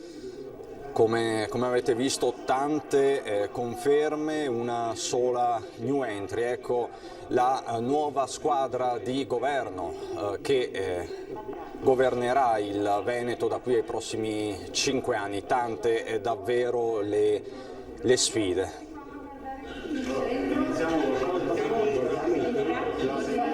Andate pian piano a destra. Quindi vedete l'assessore Caner, Roberto Marcato, Giampaolo Bottacin, Elisa De Berti, che resta ai trasporti ma è la nuova vicepresidente, Manuela Lanzarin, Elena Donazzan, formazione, istruzione, lavoro, Francesco Calzavara, Cristiano Corazzari. Applauso di incoraggiamento finale. Questa quindi la situazione, questa la conferenza stampa in diretta del governatore Zaia, questi i nomi, vi dicevo tantissime le riconferme, quindi vediamole insieme. Ho la possibilità di mostrarvi anche il documento ufficiale diramato dalla Regione del Veneto, dalla Giunta regionale. Luca Zaia ovviamente è presidente con le competenze che gli sono proprie dallo statuto regionale, come la comunicazione, l'informazione, le relazioni internazionali, la cooperazione transfrontaliera, i rapporti con il Parlamento, la statistica, ma importante, basilare, quella per i Giochi Olimpici e Paralimpici invernali 2026 e grandi eventi. Quindi i grandi eventi che caratterizzeranno da qui ai prossimi anni il Veneto restano in capo al governatore Zaia, anche questo un segnale politico importante. Vicepresidente è Elisa De Berti, la veronese Elisa De Berti, assessore regionale uscente, rientrante a questo punto anche ai trasporti, ai lavori pubblici e alle infrastrutture del Veneto, alla mobilità sostenibile. Quindi la nuova vicepresidente è la De Berti, che appunto succede a Gianluca Forcolin, più volte evocato. Gianluca Forcolin, come ricorderete, è rimasto impigliato nell'affaire dell'indennità di 600 euro, ma più volte appunto ricordato dal governatore Luca Zaia. C'è poi Bottacin, Giampaolo Bottacin, il bellunese Giampaolo Bottacin, mister preferenza tra le Dolomiti con oltre 9.000 voti. Resta l'ambiente, al clima, alla protezione civile, al dissesto idrogeologico. C'è poi Francesco Calzavara, l'unica vera new entry di questa partita: programmazione, attuazione, programma, rapporti con il Consiglio regionale, bilancio e patrimonio. Sottolineo bilancio e patrimonio. Quindi la delega al bilancio in qualche modo resta nel Veneto orientale. Del Veneto orientale era Gianluca Forcolin, del Veneto orientale Francesco Calzavara, che tra il 2002 e il 2012 è stato sindaco di Jesolo e fautore, ha detto Zaia, della rinascita turistica della località balneare. Federico Caner, altra riconferma, Federico Caner che resta al turismo, saldo al turismo e ai fondi comunitari, quindi alla gestione dei fondi e della programmazione comunitaria. Una partita questa che non è da poco, sembra tecnica ma non è così, visto che la maggior parte delle risorse e dei bilanci regionali arriva dall'Europa, dalla programmazione comunitaria. Se si eccettuano le spese sanitarie, di fatto i bilanci regionali sono fatti di fondi comunitari. Federico Caner che avrà turismo e agricoltura, quindi è anche questa una delega nuova per il trevigiano, l'agricoltura, che nella precedente legislatura invece era del padovano Giuseppe Pan. Caner ha anche il commercio estero. Cristiano Corazzari resta saldo alla cultura, ma anche a una nuova delega, quella alla caccia e alla pesca. C'è poi la delega ai flussi migratori e alla pianificazione territoriale e urbanistica, quindi un pacchetto molto composito, quello di Corazzari, del polesano Corazzari. Elena Donazzan ritorna, Elena Donazzan per la quarta volta assessore regionale, resta al referato, ai referati cruciali, strategici dell'istruzione, della formazione, del lavoro, delle pari opportunità. Il fronte della scuola, dell'istruzione del resto è aperto chiaramente il fronte del lavoro con tutto quello che sta succedendo a causa della crisi del Covid, quindi la gestione delle varie casse in deroga, i piani formativi di ricollocamento, le gestioni poi ahimè ai noi delle varie crisi aziendali. Manuela Lanzarin salda anch'essa alla sanità, ai servizi sociali, alla programmazione socio-sanitaria. Quindi dicevamo che prima di collegarci con Venezia bisognava capire insomma se il trittico Zaia, Bottacin, Lanzarin che siamo abituati a vedere all'unità di crisi di Marghera sarebbe rimasto tale, e rimane tale, ognuno quindi al suo posto, squadra che vince, dice Zaia, non si cambia. Roberto Marcato, il padovano Roberto Marcato, resta allo sviluppo economico, all'energia e la partita non di poco conto della legge speciale per Venezia. C'è anche la delega importantissima, Marcato, della ricerca e dell'innovazione. Anche qui si tratta di tante risorse comunitarie che vengono veicolate dai vari programmi operativi regionali e di sviluppo regionale, sempre quindi dall'Europa. Questi gli assessori, ma c'è poi la partita del Consiglio regionale, perché è un effetto domino quello che di fatto si vive nei palazzi del potere, perché stando allo statuto regionale, ai regolamenti elettorali e d'aula, adesso scattano i seggi rimasti scoperti in Consiglio regionale proprio con queste nomine. Quindi rientra Giuseppe Pan, l'ex assessore per Padova, rientra quindi in Consiglio regionale. Rientra per Treviso Giampiero Possamai, che era rimasto fuori finora. Per Belluno Giovanni Puppato, nel collegio di Verona scatta il seggio per Marco Andreoli. Per Venezia ritorna, è una telenovela senza fine, Roberta Vianello, che era stata nominata inizialmente, poi scalzata dal ricorso della clodiense Erika Baldin. Nel caso in cui poi, perché c'è un altro ricorso contro la nomina della Baldin, la Baldin dovesse rimanere fuori, subentrerebbe anche Flavio Zebellin, però per il momento un dato è certo, rientra Roberta Vianello. Per Vicenza Gio Formaggio, quindi il sindaco, l'ex sindaco di Albettone. Milena Cecchetto, rientra Milena Cecchetto, Laura Cestari e appunto il quadro è tratteggiato. Quindi questi i nuovi consiglieri regionali che scattano in questo momento a 2 giorni dalla dalla prima convocazione ufficiale dell'Assemblea di Palazzo Ferrofini. C'è poi l'altra partita, questa è la partita politica, c'è poi la partita tecnica dei tecnici, lo ha ricordato Zaia, incalzato dai giornalisti. A fine anno scadono tutti i direttori generali, quindi ci sarà un nuovo giro di nomine per la sanità veneta. Lo stesso Mantoan è chiamato ad altri ruoli a livello nazionale, quindi il numero 1 dell'azienda Zero, della macchina sanitaria del Veneto. Anche lui sarà quindi da sostituire in corsa. Lascia per sopraggiunti limiti di età, così si dice, l'avvocato Mario Caramel, trevigiano, che è uno delle eminenze grigie di Palazzo Balbi, dell'Avvocatura Generale. Lo avete sentito, Zaia ha detto: Caramel ha presidiato la legalità della nostra regione in questi ultimi anni, un ruolo davvero strategico, quello dell'avvocato trevigiano. Questa quindi la situazione.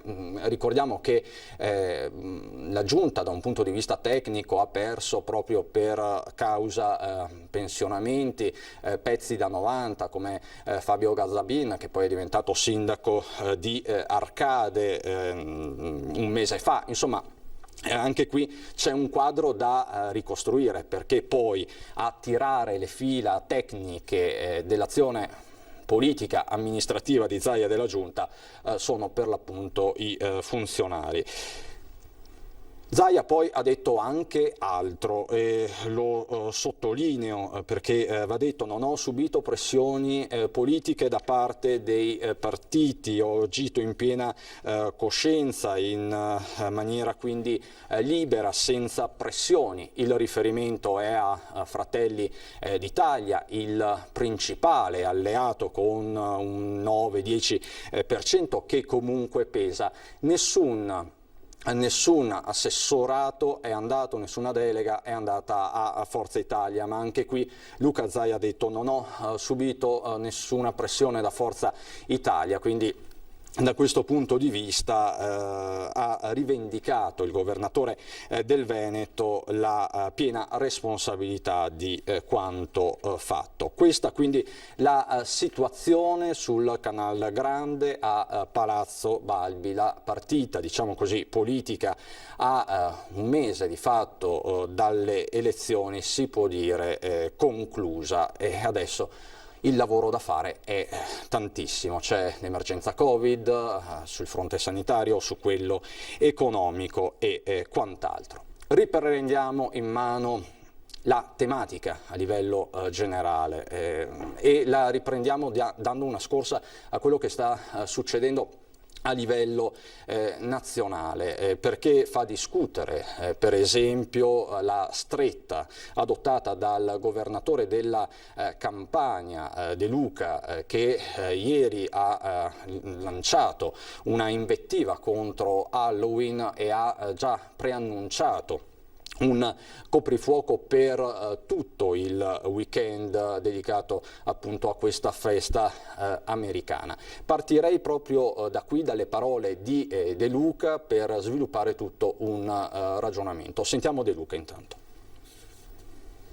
Vi anticipo che nel fine settimana di ottobre noi chiuderemo tutto alle 22, è il fine settimana di Halloween. Halloween è questa immensa idiozia, questa immensa, stupida americanata che abbiamo importato anche nel nostro paese. Ecco, Halloween è un monumento alla imbecillità. Bene, siccome noi dobbiamo fare i conti con la realtà e siccome sento che si stanno già preparando a fare le feste, dalle 22 il fine settimana di ottobre si chiude tutto e sarà il coprifuoco, non sarà consentita neanche la mobilità. Probabilmente prenderemo decisioni di blocco della mobilità dopo la mezzanotte anche nei prossimi giorni. Faremo un confronto con il Ministero dell'Interno, con le forze di polizia, perché se decidiamo questa misura occorre che ci siano i controlli. Occorre che ci siano sanzioni rigorose. Sanzioni rigorose. Sanzioni rigorose, così dice De Luca in questo video dai toni molto forti, ed è esploso il dibattito a livello nazionale perché il timore, forse la certezza è che adesso di fronte a questa nuova ondata ci possa essere uno scollamento anche forte tra quella che è l'azione del governo centrale e le azioni delle singole regioni. Lo avete sentito anche poco fa. Zaia dice: eviteremo fino alla fine qualsiasi lockdown. Ieri ha di fatto prorogato le ordinanze che consentono alle attività commerciali di andare avanti, quindi di fatto una linea che sembra diametralmente opposta in questo momento a quella del governatore De Luca. Governatore De Luca che in queste ore è stato anche isolato dal governo nazionale, eppure De Luca è del Partito Democratico, quindi azionista di maggioranza dell'esecutivo Conte. Parole dure contro De Luca e la scelta di De Luca di chiudere le scuole sono arrivate nel corso dell'assemblea dei giovani di Confindustria da parte della ministra all'istruzione Azzolina. Sentiamola. Io non so se lei lo sa, ma lo dico anche qui, il ministro dell'istruzione da solo non può impugnare, io non ho né il potere di aprire le scuole nel PESE, do solo un'indicazione di calendario, né il potere di chiudere le scuole. Quello dipende dal Ministero della Salute. Quindi la decisione eventualmente sarà di tutto il governo che ne parlerà se lo riterrà opportuno e necessario. Il mio problema in questo momento sono gli studenti, certo, perché io li pensavo in un posto sicuro, a scuola, distanziati. Gli insegnanti hanno fatto un grandissimo lavoro insieme ai dirigenti scolastici per farle rispettare quelle regole che si stavano rispettando e i dati ce lo confermano, l'Istituto Superiore di Sanità, il Comitato Tecnico Scientifico, stamane anche il dottor Miozzo lo ha confermato in un'intervista di Repubblica. Allora, qui è una questione di priorità, lo dico qui a questa platea importante, la scuola è o non è una priorità per questo Paese? Perché per me è la priorità assoluta. Dalla scuola passa il presente e il futuro di tutti noi, di quelli che siamo stati studenti in passato. Pensi se io non avessi avuto la scuola? Oggi non sarei qui a parlare con lei, perché la scuola mi ha dato tutto. Pensi io che l'ho avuta? La scuola in questo momento... Io sono il segno del fallimento della scuola italiana. No, Parenzo, le scuole chiuse rischiano di allargare il divario sociale, rischiano di allargare certo. la forbice. Quindi lei sta dicendo una cosa molto importante qui. Il Presidente lo ha detto nella sua relazione in modo molto chiaro, le scuole chiuse sono un brutto segnale per il Paese, c'è comunque la questione sanitaria che deve essere tenuta sotto controllo, ma il fatto che il Presidente l'abbia detto nella sua relazione, come dire, è un segnale importante. Vedere per lei quei ragazzi in giro per i centri commerciali a Napoli è uno sfregio. È un dolore assoluto, non lo capisco visto i dati che ci sono e soprattutto non facciamo un favore a questi ragazzi, li stiamo abbandonando. Quindi questo è il messaggio che viene da qua? Certamente. L'ha sentito De Luca o no oggi? No. No, non si arrabbi così. No, non lo sento.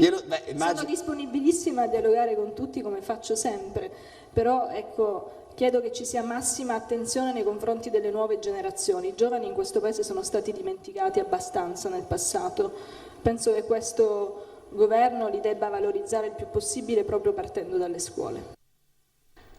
I temi quindi si moltiplicano e i piani si intersecano fra di loro. La ministra Azzolina dice no al lockdown della scuola, ma all'interno dello stesso esecutivo c'è chi dice invece che forse bisognerebbe prendere in considerazione perlomeno l'ipotesi, soprattutto tra le fila del Partito Democratico e di LeU, che poi è il partito di provenienza del ministro Speranza. Quindi anche qui staremo a vedere. Di certo c'è attesa per questo nuovo DPCM che dovrebbe arrivare tra domani e lunedì. Si sta ragionando anche sulla didattica a distanza per i ragazzi delle scuole superiori, tematica che è stata rilanciata in questi giorni proprio dal governatore Zaia, che dice vabbè, evitiamo il lockdown della scuola, dobbiamo evitare, ma allo stesso tempo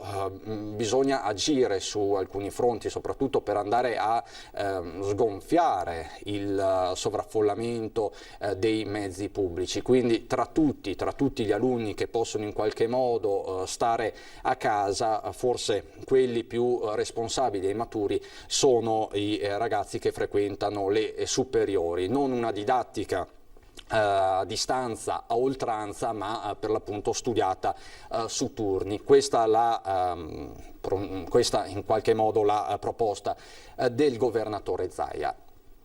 Ma nelle scorse ore abbiamo scattato una fotografia alla situazione sanitaria e al mondo della scuola con Roberto Rigoli che ormai tutti avete cominciato a conoscere. È il primario della microbiologia di Treviso ed è forse in questo momento uno degli studiosi, uno dei medici più ascoltati dal governatore Zaia.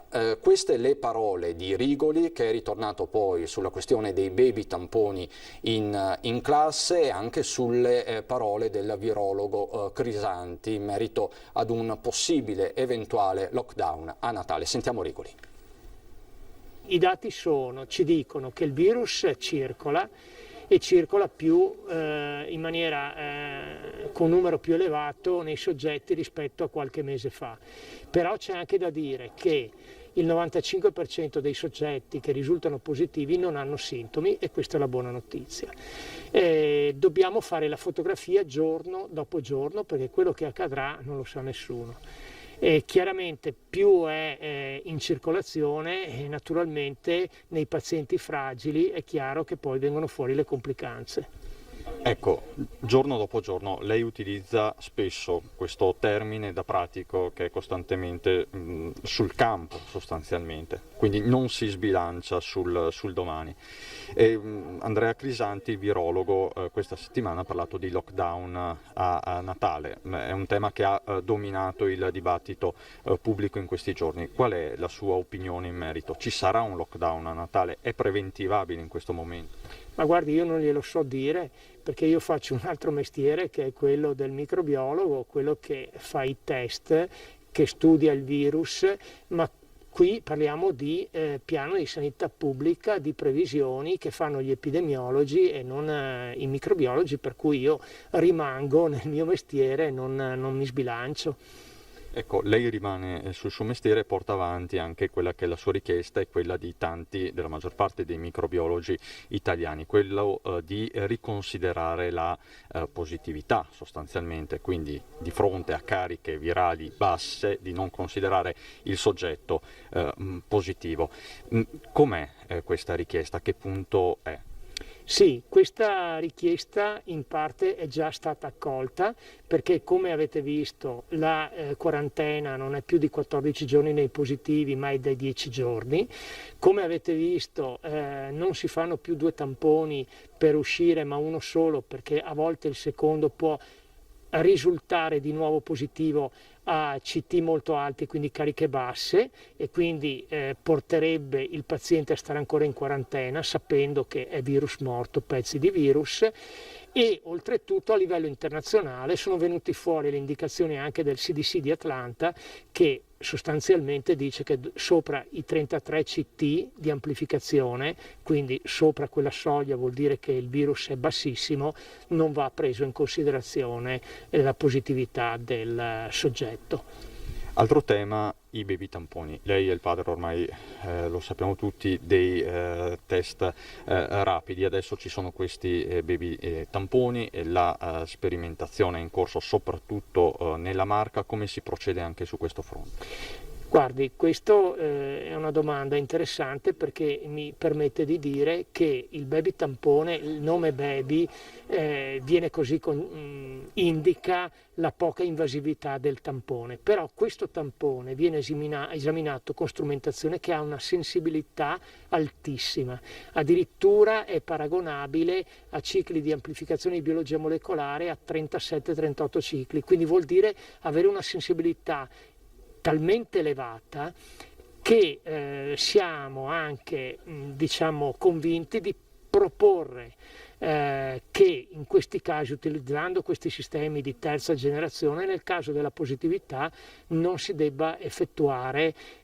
la conferma in biologia molecolare. Questo vorrebbe dire non andare ad utilizzare situazioni invasive in un bambino magari che risulta positivo al test e poi che devo fare la biologia molecolare e lo vado a traumatizzare con il test più invasivo. Questa precisione può allargare il target del test non solo ai bambini. È chiaro che la priorità va a loro vista la non invasività, ma nel futuro anche non remoto è ipotizzabile allargare questo screening, questa tipologia a tutti? Guardi, assolutamente sì, perché probabilmente io personalmente che devo fare il test ogni 20 giorni e probabilmente anche lei, è chiaro che tutti e due preferiamo un approccio di questo genere all'alternativa di usare un tampone che mi va in maniera più profonda nel retrofaringeo, quindi ce lo auguriamo tutti. Ecco, spieghiamo a chi è a casa in che cosa consiste ancora una volta questo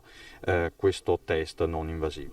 Guardi, il test non invasivo vuol dire prendere il tampone e praticamente metterlo nelle 2 narici facendo ruotare il tampone un semplice cotton fioc nella narice e quindi non si va più nel retrofaringeo, e questa operazione semplicemente è sufficiente per vedere se c'è positività o negatività. E quei genitori che non hanno dato l'autorizzazione nelle scuole per operare i test, cosa dice a questi genitori?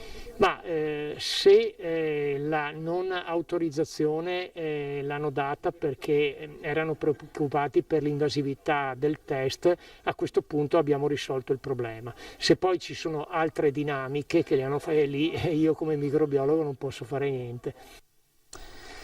Questa quindi la spiegazione molto dettagliata ma anche molto chiara di quello che sta succedendo del microbiologo Roberto Rigoli. Adesso ci fermiamo per qualche istante, c'è la pubblicità, ma vedo già collegato, eccolo, vediamo Lucio Zanato che si trova a Conegliano, perché non c'è solo il Covid, non c'è solo la politica, c'è anche il Giro d'Italia sui colli del Prosecco, quindi ci sono anche le belle notizie e ce le racconterà come solo lui sa fare Lucio Zanato dopo la pubblicità. Pubblicità, a dopo. Ritorniamo in diretta e andiamo subito sui colli del Prosecco, perché oggi è il grande giorno del Giro d'Italia. La carovana rosa non si è fermata nemmeno davanti al Covid, e per fortuna. A raccontarci il clima di questa giornata Lucio Zanato in diretta da Conegliano. Buongiorno Lucio. Buongiorno Cristian, buongiorno ai telespettatori di Antenna 3, sì, tanto buongiorno da Conegliano, una Conegliano che devo dire per certi versi risponde così, con Simone Verno facciamo vedere tutta la gente, risponde così al Covid con il Giro d'Italia, una grande festa che comunque si sta tenendo, come hai detto giustamente tu, lungo i 34 km della tappa delle colline del Prosecco, una tappa che comincia a Conegliano e finirà a Valdobbiadene passando per Pieve di Soligo, dopo aver passato il muro del Ca del Poggio, pensate 18% di dislivello, quindi uno stroncagambe come dicono in genere. Sono 140 gli atleti che partiranno da questa postazione, all'una, alle 13 è previsto il primo a partire dei 140 atleti in corsa. Tra l'altro una curiosità, questi atleti già hanno praticamente fatto un giro di prova, quindi pensate un po' voi, 34 km, muro del Ca del Poggio, poi naturalmente il passaggio per Pieve di Soligo, successivamente Farra, Col San Martino, Guia, da Guia fino a Santo Stefano di Valdobbiadene, e poi San Pietro di Barbozza e poi giù a Valdobbiadene, dove si arriverà praticamente nella zona sud di Valdobbiadene, per poi fare l'ultima rampa con un 13% naturalmente di come dire, salita, altra stroncagambe degli ultimi 100 metri, ma sicuramente una tappa decisa. Tanto è vero che il direttore Mauro Vegni, direttore del Giro d'Italia, ha detto queste sono di quelle tappe decisive per stabilire chi vincerà questa edizione 2020 del Giro d'Italia. Ma noi siamo qui per raccontare, oltre che la gara che potete seguire sicuramente ai canali nazionali, per raccontare l'atmosfera. E come vedete l'atmosfera è questa qui, gente con le bandierine, gente che sorride dietro le mascherine, tutti rigorosamente con le mascherine. Lei come mai è qua oggi? Per passione più che sia. Da che ora è che è qui? Da circa un'ora e mezza, 2. Ha avuto difficoltà ad arrivare? No, assolutamente. È tutto organizzato alla perfezione per mantenere le distanze? Sì, certamente. Bene, allora noi andiamo avanti, grazie. Andiamo avanti, ma perché noi abbiamo il papà di Davide Cimolai, che è uno degli atleti che in questo momento stanno gareggiando. Buongiorno. Senta, ma suo figlio ha un po' paura del muro di Ca del Poggio? Sì, diciamo che non sono le sue caratteristiche. Comunque l'ho provato, lo fa, ma con grande fatica, insomma. Si dice che sia veramente uno stroncagambe. Sì, sì. Per tutti, anche i professionisti penso che storgino il naso sul Ca del Poggio. Però è da lì che si vedono i campioni. No, i campioni si vedono da tutta un'altra cosa. Non è che lo strappo del Ca del Poggio fa un campione, però sicuramente fa un professionista, ecco. Senta, a parte diciamo così naturalmente il campanilismo per il figlio, secondo lei chi sono i favoriti per questo Giro d'Italia? Ancora è difficile, quello che ha la maglia rosa io penso che la porti a Milano, ma oggi si stabilisce. È un bel banco di prova oggi, bella tappa Conegliano Valdobbiadene, molto molto interessante. Bello. Lei naturalmente sta seguendo tutto il giro, come sta trovando Conegliano? Guarda, sì, dispiace per questo problema del Covid, Covid che ha tolto tanta gente, giustamente le restrizioni vanno fatte, però peccato insomma. Grazie, adesso andiamo avanti perché naturalmente non potevamo sentire il nostro sindaco. Fabio Chiesa, allora contento dietro la mascherina del Giro d'Italia? Ma è una grande... Sorridente finalmente. È una grande soddisfazione per tutti, abbiamo voluto fortemente questa tappa, ringraziamo la Regione, ringraziamo tutti coloro che ci hanno permesso oggi di essere qua a festeggiare in estrema sicurezza, tutti con le mascherine. Vedo che comunque i cittadini come sempre seguono le nostre indicazioni, ma questa è una tappa che resterà nella storia. E sarà nella storia per il Covid o resterà nella storia perché tutto sommato potrebbe essere l'inizio di una serie di passaggi quasi obbligati del Giro d'Italia tra Conegliano e Valdobbiadene? Ma io penso proprio per la seconda, la prima purtroppo è una cosa con cui dobbiamo condividere, ma non ci deve smettere di sperare di andare avanti, e questa sarà una tappa che mostrerà il nostro meraviglioso territorio patrimonio dell'UNESCO in oltre 200 paesi, per cui una giornata meravigliosa, anche il tempo è clemente, l'elicottero si alzerà a 4 ore di diretta, un qualcosa che speravamo di vivere, abbiamo dovuto posticiparlo, ma finalmente ci siamo arrivati, una grande soddisfazione. Lei per chi tiene? Ma io spero che vinca Ganna. Va bene, grazie al sindaco. Proseguiamo invece incontrando Andrea Vinotti, che è il responsabile praticamente di tappa. Come sta proseguendo l'organizzazione? Ma molto bene, devo dire, siamo arrivati alla fine del nostro lavoro, è stato un lavoro cominciato ancora a gennaio, abbiamo coagulato tutta una serie di forze, abbiamo coinvolto il territorio e siamo felici che le colline del Prosecco possano essere viste in tutto il mondo. Senta, la gente come ha risposto quando passavate ad esempio a fare le distribuzioni? Ha risposto con grande entusiasmo, ricordiamoci che questo è un territorio che nel suo DNA ha il ciclismo e l'abbinamento ciclismo e Prosecco superiore diciamo che funziona moltissimo. E se vedete sta ancora lavorando perché ha ancora tutte le bandierine in mano, quindi vuol dire che la distribuzione proseguirà. Andiamo avanti perché è giusto parlare di questa tappa delle colline UNESCO e parlarne con la presidente del comitato delle colline UNESCO, la signora Montedoro. Allora, un bel successo anche per le colline UNESCO oltre che per lo sport. Sì, decisamente. Oggi per noi è una giornata storica perché è la prima volta da quando le colline del Prosecco di Conegliano e Valdobbiadene sono entrate nella lista del patrimonio dell'umanità, la prima volta che il Giro d'Italia ci fa l'onore di passare, di attraversare in 34 km nei fatti i nostri 9.700 ettari che sono diventati appunto un bene comune, per cui per noi oggi è veramente una giornata di celebrazione di queste colline che sono meravigliose e che avranno la grande opportunità di essere viste a livello mondiale. Diciamo che di celebrazione ma anche di grande promozione, perché immagini spettacolari aeree, noi le conosciamo perché le vediamo ogni giorno, ma 200 paesi significa che molta gente queste colline le vedrà per la prima volta. E sicuramente sarà così e difatti noi siamo convinti che il passaggio di questo giro sarà un vero e proprio volano per il turismo ed è un momento veramente importante soprattutto in questa fase in particolare che ha visto tutto il mondo in difficoltà in questo 2020 per un 2021 che secondo noi sarà frizzante proprio come questa tappa. E anche come il Prosecco del resto. E come il Prosecco che dà il nome alla nostra associazione. Grazie alla Presidente, io tengo ancora la linea per un po' perché voglio sentire anche qualche donna. Buongiorno, venga. Siete qua, avete qualche atleta? Siamo qua vicino. Ma lei per chi tiene? Come si chiamava? Quello per chi tiene. Sono tutti belli? Tutti bravissimi, tutti. Tutti bravi o tutti belli? Tutti e due, bravi. Bravi perché devono fare anche tanta fatica oggi. Il nonno sarà in giro, il nonno è in giro. Quindi diciamo che le donne le lasciate qua e il nonno nei posti strategici. Perché naturalmente bisogna avvicinarsi, magari qualche giorno Rai 2, ogni giorno. Ecco, per dire la diretta. Adesso, senti, ma tu il Giro d'Italia lo stai seguendo? Con il nonno. Col nonno? Sì. Quando arrivi da scuola. Ma sai andare in bicicletta? Sì. Ah, bene. Vorresti diventare anche tu un campione? No. Vabbè, insomma, è sempre un buon inizio. E adesso invece, allora, questo Giro d'Italia come lo vedete? Molto bene, soprattutto per il territorio del nord-est, di Conegliano Valdobbiadene, nelle colline dell'UNESCO. Grandissima pubblicità ci voleva in questo momento per rilanciare anche quello che è il nostro territorio. L'organizzazione è stupenda, ma anche l'organizzazione del territorio si vedrà appunto dall'elicottero, queste persone, questi ciclisti che sfilano a 50 all'ora. Io al massimo vado a 25, allora non so tu, io vado a 25. Io vado a piedi. Benissimo, quindi molto bene per il territorio e per tutti. La popolazione anche ha bisogno di queste cose qua.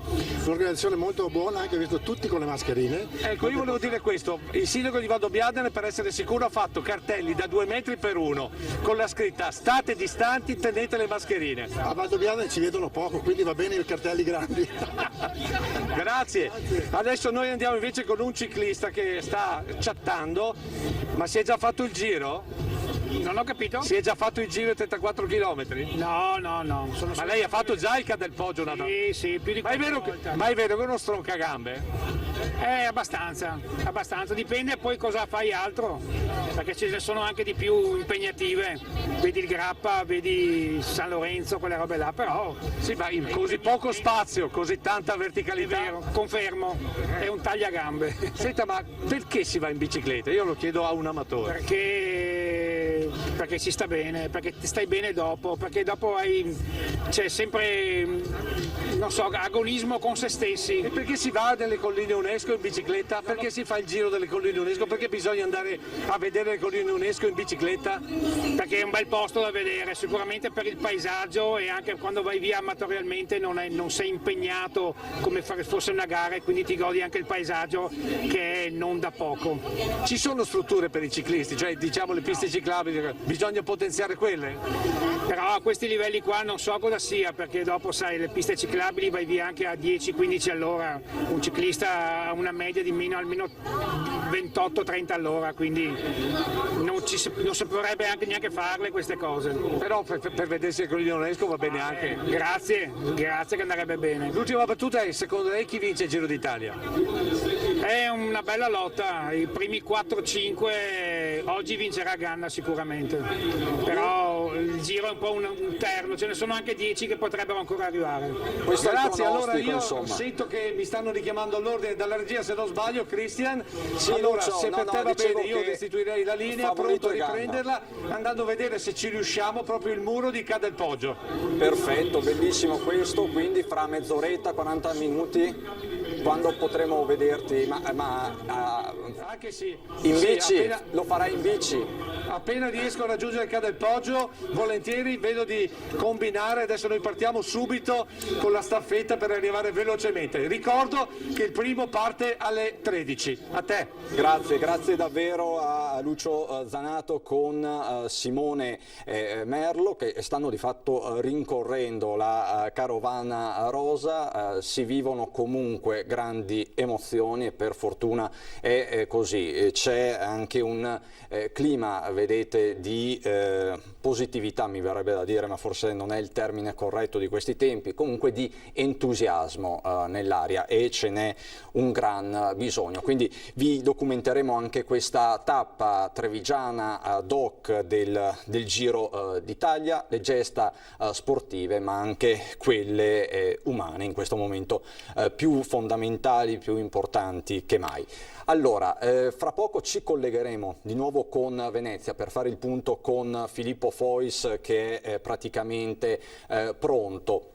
Ma prima vi farei sentire le parole del rettore dell'Università di Padova, Rosario Rizzuto, che ieri a Treviso ha inaugurato ufficialmente il corso completo di medicina e chirurgia. 6 anni che porteranno, un corso di 6 anni, quindi classico, di medicina, che porterà nel capoluogo della Marca 340 ragazzi una volta entrato a regime. Sentiamo Rizzuto che parla ovviamente anche del Covid. Stiamo guardando con preoccupazione questi numeri, è chiaro che se i numeri esploderanno le autorità competenti prenderanno delle decisioni, ma oggi l'impegno di tutti noi è non farli esplodere questi numeri. Io credo che con comportamenti consapevoli, Quindi, come ho detto prima, riprendendoci la vita, la formazione, il lavoro, anche la socialità, ma in un modo che ci protegga, noi questa impennata che i numeri hanno dobbiamo essere in grado di fermarla. Quindi io per oggi dico lavoriamo tutti insieme sulla prevenzione, ma non perché ci viene imposta, ma perché ci crediamo. Sa che cosa succederà a Natale? L'allarme di Crisanti è giusto? Io voglio parlare di oggi. Natale, purtroppo il Covid ci insegna che 2 mesi è un tempo lunghissimo e noi non dobbiamo pensare a Natale, noi dobbiamo pensare ad agire oggi, agire con gli strumenti della prevenzione, agire preparando i nostri ospedali. Il Presidente Zaia l'ha detto, gli ospedali sono pronti, noi vogliamo che questi numeri restino bassi, ma se i numeri crescono ci devono essere le corsie, ci devono essere terapie intensive. Questo è il lavoro da fare oggi. Non abbiamo la visibilità. Chi è che a luglio avrebbe detto che a ottobre ci saremmo trovati con quasi 9.000 positivi? E per lo stesso motivo io dico, oggi abbiamo 9.000 positivi, lavoriamo per riportarli a 2.000 in un tempo rapido e lo facciamo attraverso l'atteggiamento consapevole di tutti noi. È chiaro che se ci troveremo che anziché 9.000 diventano 20.000 e soprattutto l'impatto ospedaliero cresce, le autorità sanitarie e le autorità politiche dovranno prendere delle decisioni, ma oggi è molto più importante far passare il messaggio e lavorare sulla consapevolezza e sui comportamenti ragionevoli. Rosario Rizzuto, quindi rettore dell'Università di Padova, che ieri era a Treviso per inaugurare di fatto il nuovo corso di medicina e chirurgia tanto perseguito nel corso degli anni. Tra l'altro era presente anche l'ospite che fra poco vi andrò ovviamente a salutare, appunto, che ci terrà compagnia nei prossimi minuti, nella prossima mezz'ora. Anzi, la vedete, Paola Roma, ecco, perfetto, la vedete già Paola Roma, che è sindaco di Ponte di Piave, ma soprattutto in questo caso presidente della conferenza dei sindaci dell'ULSS 2 della Marca trevigiana. Ma ci colleghiamo con Venezia perché è pronto anche Filippo Fois con Sandro Ponchio, eccoli. Ovviamente è stata una mattinata intensa, l'abbiamo seguita in diretta, c'è la nuova squadra di giunta, tante le conferme e una sola new entry. Filippo, a te la linea. Sì, eccoci, buongiorno Cristian, buongiorno ai nostri telespettatori. Come dicevi tu, una giunta all'insegna delle riconferme, sostanzialmente è stata riconfermata quasi tutta la squadra che ha guidato il Veneto in questi ultimi 5 anni, con 2 eccezioni. Uno era Gianluca Forcolin, che era il vicepresidente, nonché assessore al bilancio, che comunque non si era ricandidato a quest'ultima tornata elettorale. L'altro è Giuseppe Pan, che tra l'altro rientrerà in consiglio regionale, scusate, proprio grazie ai posti che si liberano, il posto che si libera in consiglio con la nomina ad assessore, la riconferma di Roberto Marcato. La novità è Francesco Calzavara. Francesco Calzavara con dei referati piuttosto importanti, direi, perché i principali sono il bilancio, le finanze e il patrimonio. L'altra novità importante è quella che riguarda l'assessore Elisa De Berti, anche lei riconfermata ai trasporti, che diventa vicepresidente della regione, carica che prima era di Gianluca Forcolin. Tutte le altre sono sostanzialmente riconferme, quella di Federico Canera all'agricoltura e al turismo, Elena Donazzan al lavoro e all'istruzione, Cristiano Corazzari alla cultura, allo spettacolo, alla sicurezza, Giampaolo Bottaccina all'ambiente e alla protezione civile, Manuela Lanzarin alla sanità e ai servizi sociali, Roberto Marcato al commercio, all'artigianato e all'industria. La situazione è molto difficile, lo sapete, non solo per l'emergenza sanitaria ma anche per l'emergenza economica e lavorativa, che va di pari passo con quello che sta accadendo col Covid. Per questo motivo Zaia l'ha ripetuto più volte, c'era bisogno di gente esperta che conosceva già il funzionamento della macchina amministrativa, quindi non c'era spazio per neofiti, ed esattamente le scelte che sono state fatte vanno in questa direzione, quindi una squadra già rodata di persone esperte che possono riprendere il lavoro esattamente dove era stato interrotto appena qualche giorno fa.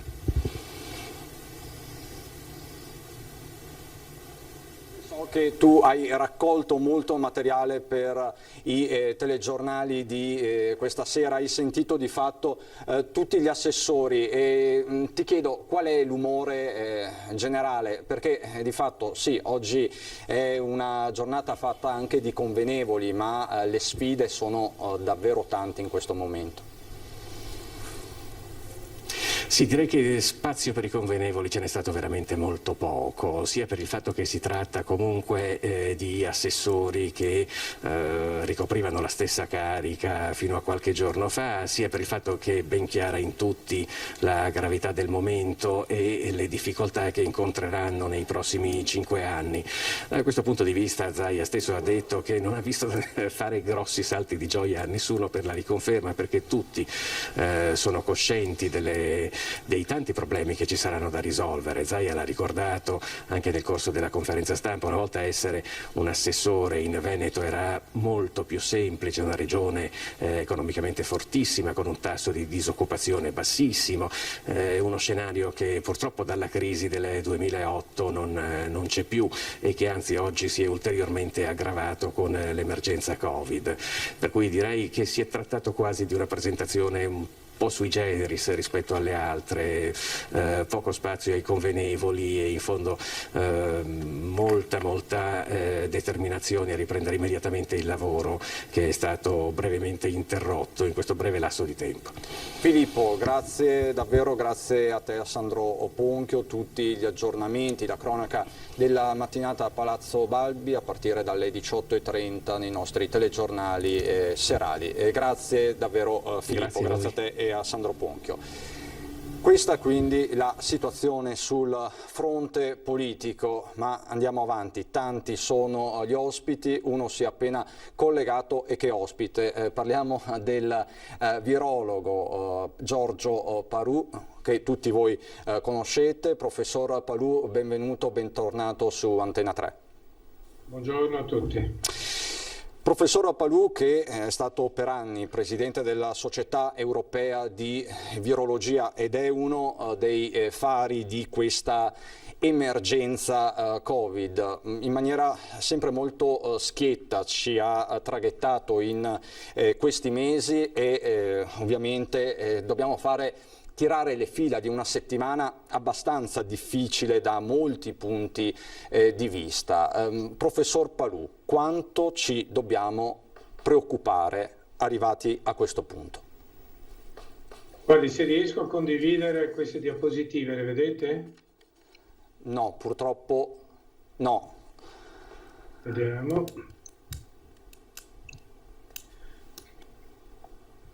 Vabbè, allora guardi, preoccupare, io dico che è giusto preoccuparci per un motivo semplice, perché nonostante la situazione dal punto di vista sanitario non sia tale da mettere a rischio le nostre strutture, anche nel Veneto in rianimazione mi pare che siamo giunti a 50 posti occupati, quindi sui 700, quindi siamo meno del 10%, e che il 95% dei casi siano asintomatici. Non di meno, anche nel Veneto, come nel resto dell'Italia, i parametri che dobbiamo tenere presente sono, uno tra questi è l'incidenza relativa. L'incidenza relativa ha subito dai primi di ottobre un'impennata, che significa che la curva messa in un diagramma cartesiano sugli ordinate i numeri dei soggetti positivi e sulla scissa il tempo, sta assumendo, diciamo, un andamento esponenziale. La crescita era lenta, lineare. L'andamento esponenziale significa che in Italia mediamente ormai quasi l'11% dei tamponi effettuati sui nuovi soggetti è positivo. Quindi siamo passati dall'1% all'11% con un incremento di tipo esponenziale. Dov'è la falla? Quindi dov'è stata la falla, professore, da questo punto di vista? Qual è la causa di questa impennata? Diciamo che a condizioni, se noi potessimo vedere, lo possiamo fare in isolamento questo fenomeno, in isolamento da che cosa? Dagli altri fattori confondenti, che sono le misure applicate erano sempre le stesse, la mascherina, il distanziamento, la sanificazione, L'unica cosa nuova che è avvenuta, realmente nuova, è stata la riapertura delle scuole. Ricordo che sono state aperte il 14 settembre in quasi tutte le regioni italiane, nelle rimanenti 5 il 24 di settembre. Sappiamo quindi che, anche se da studi pubblicati su riviste prestigiose come JAMA Pediatrics, sembra che gli adolescenti, i giovani si infettano poco e trasmettono anche poco, però sappiamo che la trasmissione dipende dalla carica virale e anche i giovani possono avere un'alta carica virale e trasmettere. Quindi forse non è tanto nell'ambiente scolastico, dove le misure che erano prese erano misure di garanzia, ma è quanto nei trasporti, negli accessi e nel post scuola quello che può essere avvenuto. Ricordo che è inutile che mettiamo i bambini, i banchi a 2 metri di distanza, se poi negli scuolabus, negli autobus o nei treni pendolari si sta ravvicinati a 20 centimetri, tutti impilati, anche pur vestendo la mascherina. Ricordo che la mascherina, quella chirurgica, protegge se tutti la indossano, e se tutti la indossano propriamente, cioè senza mettersi le mani nel naso, e la protezione non è mai del 100% e del 90%, perché oltre alle goccioline, quelle droplet, quelle più grosse, c'è anche l'aerosol che si può verificare in certe condizioni. Ricordo poi che era previsto, anche se l'OMS si è contraddetto più volte sull'argomento, che in analogia con tutti i coronavirus del raffreddore e i virus respiratori, in particolare i virus influenzali, pandemici e stagionali, questi virus hanno una recrudescenza in autunno e inverno, perché le temperature si abbassa il periodo di luce solare, che con la radiazione ultravioletta, in particolare UVA, UVB, ha un effetto virucida, non c'è la circolazione dell'aria, ci si assembra in ambienti dove c'è il condizionamento e magari con gli split c'è il ricircolo della stessa area, quindi sono condizioni che favoriscono. Quindi dobbiamo dire, allora, ci dobbiamo preoccupare. Dal punto di vista dell'impatto clinico, fortunatamente ancora no. L'età media è 42 anni, era 65 anni. La sintomatologia è nella maggior parte dei soggetti lieve. Le rianimazioni non sono occupate, e ricordo che allora, i parametri da considerare per valutare quello che è l'impatto di una pandemia sono letalità, morbosità e incidenza. L'incidenza purtroppo è in aumento esponenziale, la morbosità al momento sembra ancora lieve e la letalità la sappiamo da studi di sieroprevalenza, uno l'abbiamo condotto anche noi in Veneto con il professor Plebani e con la regione. Il virus è circolato poco, 1-2%, è circolato al 6% negli addetti, diciamo, o nel personale esposto, medici di rianimazione, assistenti di ricoveri per anziani, quindi dovevamo attendercelo. Ecco, quindi vanno poi valutati quelli che sono indicatori di sanità, che sono soprattutto la disponibilità di posti letto nelle rianimazioni, quanto queste vengono saturate, e un dato molto importante è se si eccede la disponibilità di posti letto. Ecco, quindi dobbiamo mettere questo tutto insieme e dire che cosa? 1. Dobbiamo abbassare questa curva dell'incidenza più possibile, tenerla più bassa possibile, perché dobbiamo tenerla più bassa fino alla primavera, almeno quando le condizioni per la diffusione del virus cominceranno ad essere un po' più difficili. Dobbiamo soprattutto salvaguardare le persone più anziane. Ricordo che l'età media dei positivi è 42 anni e quindi la lezione ci insegna che i più anziani hanno più comorbosità, sono quelli che vanno incontro ai rischi maggiori, quindi preserviamo i nostri anziani, soprattutto applicando norme molto strette nelle case di ricovero per anziani, ma anche in famiglia. Quindi, terza cosa, le misure da adottare sono ovvie, insomma, certo. Quella sul trasporto andavano preso anche prima. Adesso bisognerà limitare, è l'assembramento quello che diffonde il virus, quindi limitare le movide, ridurre, e se necessario, diciamo, l'apertura dei locali. Dispiace ovviamente perché impatta su una fetta importante per l'economia, ristoranti e bar, e evitare tutte le altre possibilità di assembramento, soprattutto in luoghi chiusi ove non sia garantita una circolazione dell'aria condizionata a doppia mandata, cioè commissione all'esterno, espulsione forzata all'esterno e ovviamente manutenzione adeguata dei filtri. Professore, il governo centrale sta studiando un coprifuoco alle 22, alle 10 di sera. È una misura utile questa, quindi, stando a quello che lei ha detto finora? Guardi, nell'adozione di termini inglesi o di termini bellici c'è sempre l'evocazione di scenari diciamo più o meno nefasti o negativi. Lockdown, cosa significa? Serrata. Ecco, la serrata si è applicata in maniera rigorosa in Italia e ha portato i suoi frutti, no? È indubbio questo. Soprattutto ha preservato il centro-sud, che aveva una circolazione relativamente bassa, come poi hanno indicato i dati di sieroprevalenza, 1% o anche meno, l'ha preservato per un po' fino a un certo punto, no? Quindi ecco, adesso coprifuoco, non dobbiamo prefigurarci che ci dobbiamo ritirare in casa a luci spente perché c'è Pippo, il bombardiere nemico che arriva. Coprifuoco, se significa che i locali chiudono alle 22 ore, credo sia una misura, ecco, chiamiamola in un modo diverso, ma sia una misura di sicurezza, di garanzia, di buonsenso che può evitare, soprattutto d'inverno, ecco, il diffondersi del virus. Professore, penso che lei a questo punto si aspetti la domanda che le sto per fare. Lockdown a Natale, se ne è parlato tanto questa settimana, sono le parole, l'ipotesi paventata da Andrea Crisanti, che lei ben conosce. È un'ipotesi? Che cos'è questa? Cioè, che idea si è fatto di fronte a questa dichiarazione che ha fatto rumore a livello nazionale e ha anche preoccupato gli operatori, come è normale che sia? Ma io mi domando, e voi dovreste domandarti, che siete responsabili della comunicazione, come mai si dà fede e credito a certe dichiarazioni. Uno scienziato, uno che si occupa di scienza, dovrebbe occuparsi di scienza e non di questioni politiche. Lasciamole fare ai politici queste scelte.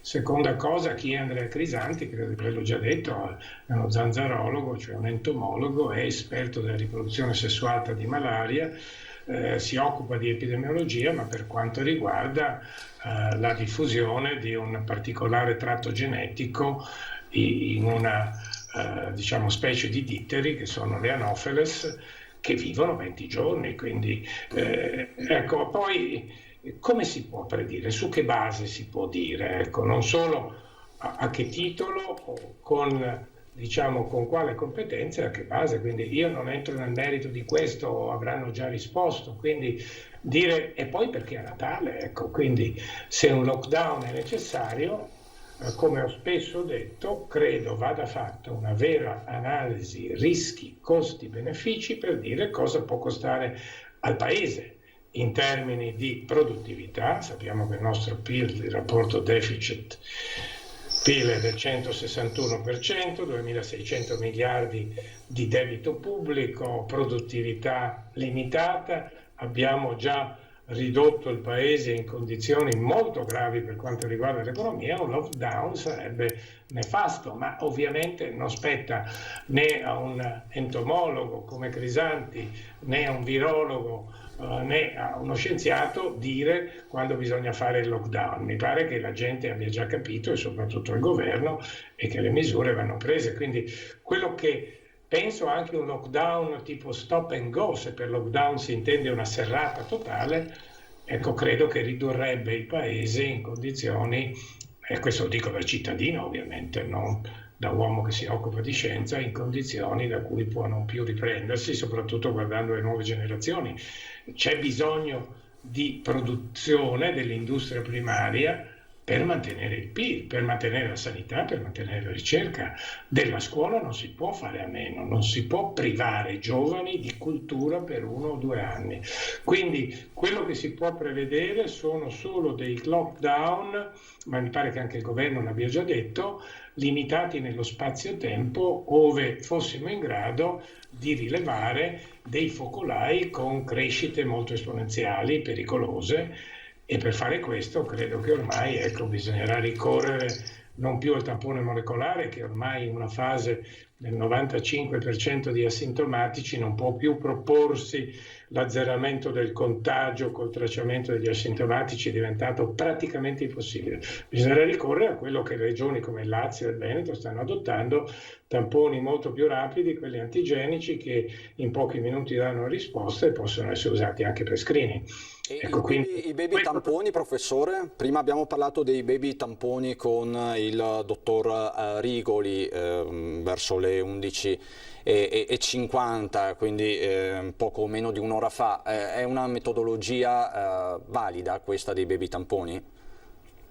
Guardi, io lo dico sempre senza entrare in polemica con nessuno. Ecco, l'importanza dei tamponi antigenico intanto è già stata pubblicata su New England il 30 settembre da 2 istituzioni prestigiose, l'Harvard School of Public Health e l'Università del Colorado, che hanno dimostrato che è più utile fare un tampone un giorno sì, un giorno no, perché il tampone, tra l'altro antigenico, è più correlato con la contagiosità, perché ormai gli studi dei virologi, quelli seri, hanno dimostrato che ci vogliono tra le 100.000 e 1 milione di genomi virali equivalenti per trasmettere l'infezione. Quindi ritrovare un soggetto positivo al tampone molecolare, 1, non vuol dire che sia malato, e questo è bene che la gente lo sappia, 2, non vuol nemmeno dire che sia contagioso, perché se è preso nella fase iniziale o della parte tardiva della curva, diciamo, dell'infezione, non dimostra alcunché, quel virus non è infettivo o è un resto di RNA.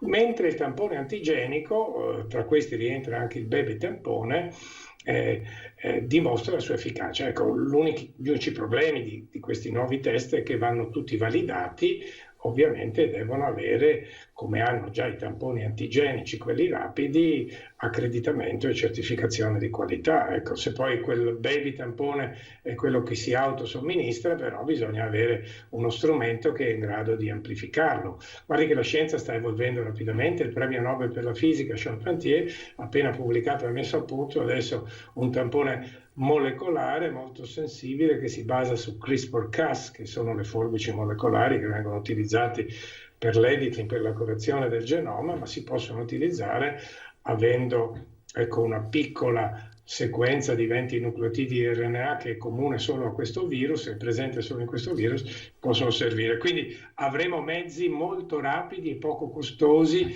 per screenare rapidamente la popolazione e per essere pronti eventualmente ad adottare quelle misure. Prima ovviamente sarà graduale l'approccio, quindi ridurre il più possibile l'affollamento con le misure che sta prendendo il governo e poi, se necessario, dei lockdown che dovranno per forza essere localizzati in uno spazio-tempo. Mi pare che una cosa il Veneto l'abbia già sperimentata in Comelico con successo. Quindi ecco, lei in qualche modo sta ha anticipato la domanda, l'ultima domanda che le volevo fare. Se in questo momento Giorgio Palù non fosse lo scienziato di fama mondiale che è, ma fosse un governatore di regione o un governante, che linea adotterebbe? Quella che si sta adottando sostanzialmente, mi pare di capire. Che cosa farebbe, professore? Senta, l'ho già detto a proposito di lockdown. Io non mi permetto, non mi permetterei mai, se faccio il mio mestiere. In questo momento mi sto anche, devo dire, sono molto coinvolto e mi sto anche divertendo, perché la scienza è divertimento, con un gruppo di virologi, di analisti, di matematici a studiare tutte le sequenze di coronavirus, del pipistrello, di altri animali e quelle che sono pubblicate nell'uomo per trarre delle informazioni utili alla virologia. Ma non mi permetterei mai di decidere su un lockdown o sulle misure.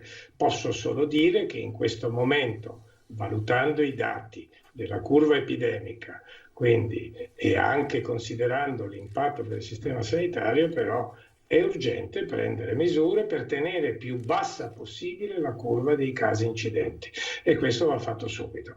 Mi pare che il governo ci sta pensando, che il Veneto sia tra le regioni quella che si è attrezzata più di tutti con misure come aumento dei posti in rianimazione, terapie preintensive, residenze secondarie per chi viene dimesso dalle rianimazioni, non ha più malattia ma è ancora positivo, diciamo, strumenti informativi per i medici di medicina generale, pronti soccorsi dedicati, ospedali dedicati e reparti dedicati al Covid, io direi, ecco, che in questo momento c'è già a livello, diciamo, regionale e ministeriale persone che sanno il fatto loro, quindi l'Istituto Superiore di Sanità, il Dipartimento di Prevenzione del Ministero, il Dipartimento di Prevenzione della Regione, quindi sono questi gli organismi che sono deputati a prendere decisioni, ovviamente le decisioni attuative. Cosa significa attuative? Le prende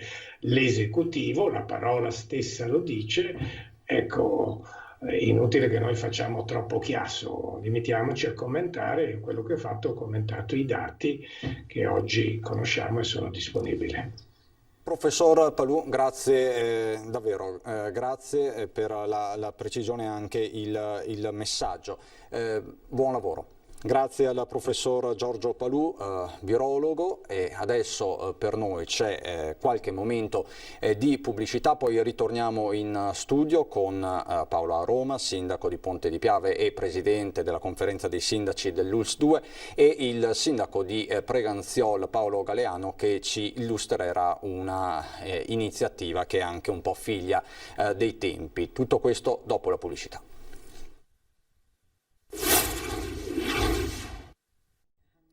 Di nuovo in diretta, eccoci qua, e ritorniamo sui colli del Prosecco, perché è giusto anche parlare di notizie belle e positive e di raccontare quello che di bello e positivo succede sul territorio. Lo fa con Simone Merlo, il nostro Lucio Zanato, che è in linea. Lucio, eccoci, sei già a Cadelpoggio?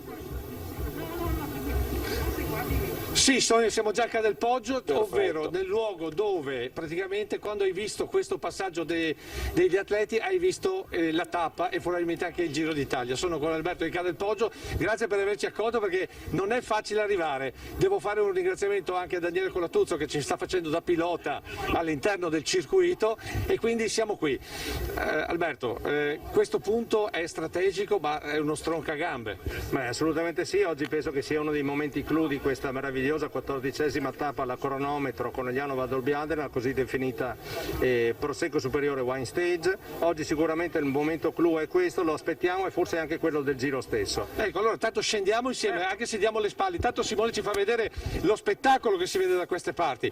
Per voi come imprenditori che cos'è questo momento del Giro d'Italia? Un momento di crescita? Assolutamente sì, quest'anno ricordiamo che questo territorio attraverso il Giro d'Italia, attraverso voi, attraverso i media al mondo intero. Ecco Simone, fai vedere anche tutti i tifosi che ci sono. Approfitto anche perché guarda caso abbiamo trovato un amico qui che è Marco Varisco. Simone, puoi girarti perché Marco Varisco, che noi conosciamo, ecco, perché è l'artista del vetro. Guarda caso oggi ha in mano uno dei... Giravo da stamattina alle 7 con il trofeo per caso, vero Alberto? Che trofeo è, scusa? Questo qua è il vincitore della maglia azzurra, che se arriveranno a Milano, spero con tutto il cuore, e quindi sarà il vincitore della maglia azzurra della classifica dei scalatori. Ecco, ce lo descrivi in un secondo, cosa hai pensato qua? Ma ovviamente richiama le ruote, i tagli della fatica, l'azzurro della Mediolanum perché è sponsorizzato Mediolanum, e quindi ho cercato di dare un po' di forza e un po' di verticalità a questo trofeo. Arte e sport, insomma. Sì, ci tengo a dire che è un trevigiano, quindi il trevigiano arriva a Milano e vince e dà praticamente al vincitore del Giro d'Italia questo meraviglioso trofeo, il trofeo della maglia azzurra. Ecco, ma non è l'unico ospite, diciamo, del tuo parterre qui. Beh, allora, vediamo chi è il successivo. Assolutamente, guarda, ne abbiamo tantissimi, tutti non sono voluti mancare a Cadelpoggio. Guarda, qui vedo, se vuoi, ecco qua Simone Fraccaro, eccoci qua. Simone Fraccaro, anche qui, che questo Giro d'Italia come lo vede? Ma lo vedo abbastanza in difficoltà per quello che riguarda la situazione attuale, però stanno continuando abbastanza bene, visto che i corridori, diciamo che sono degli atleti molto seri e stanno molto attenti alle cose, se no il ciclismo non riescono a farlo. È un Giro d'Italia difficile però con questo Covid, eh? Senz'altro un Giro d'Italia difficilissimo.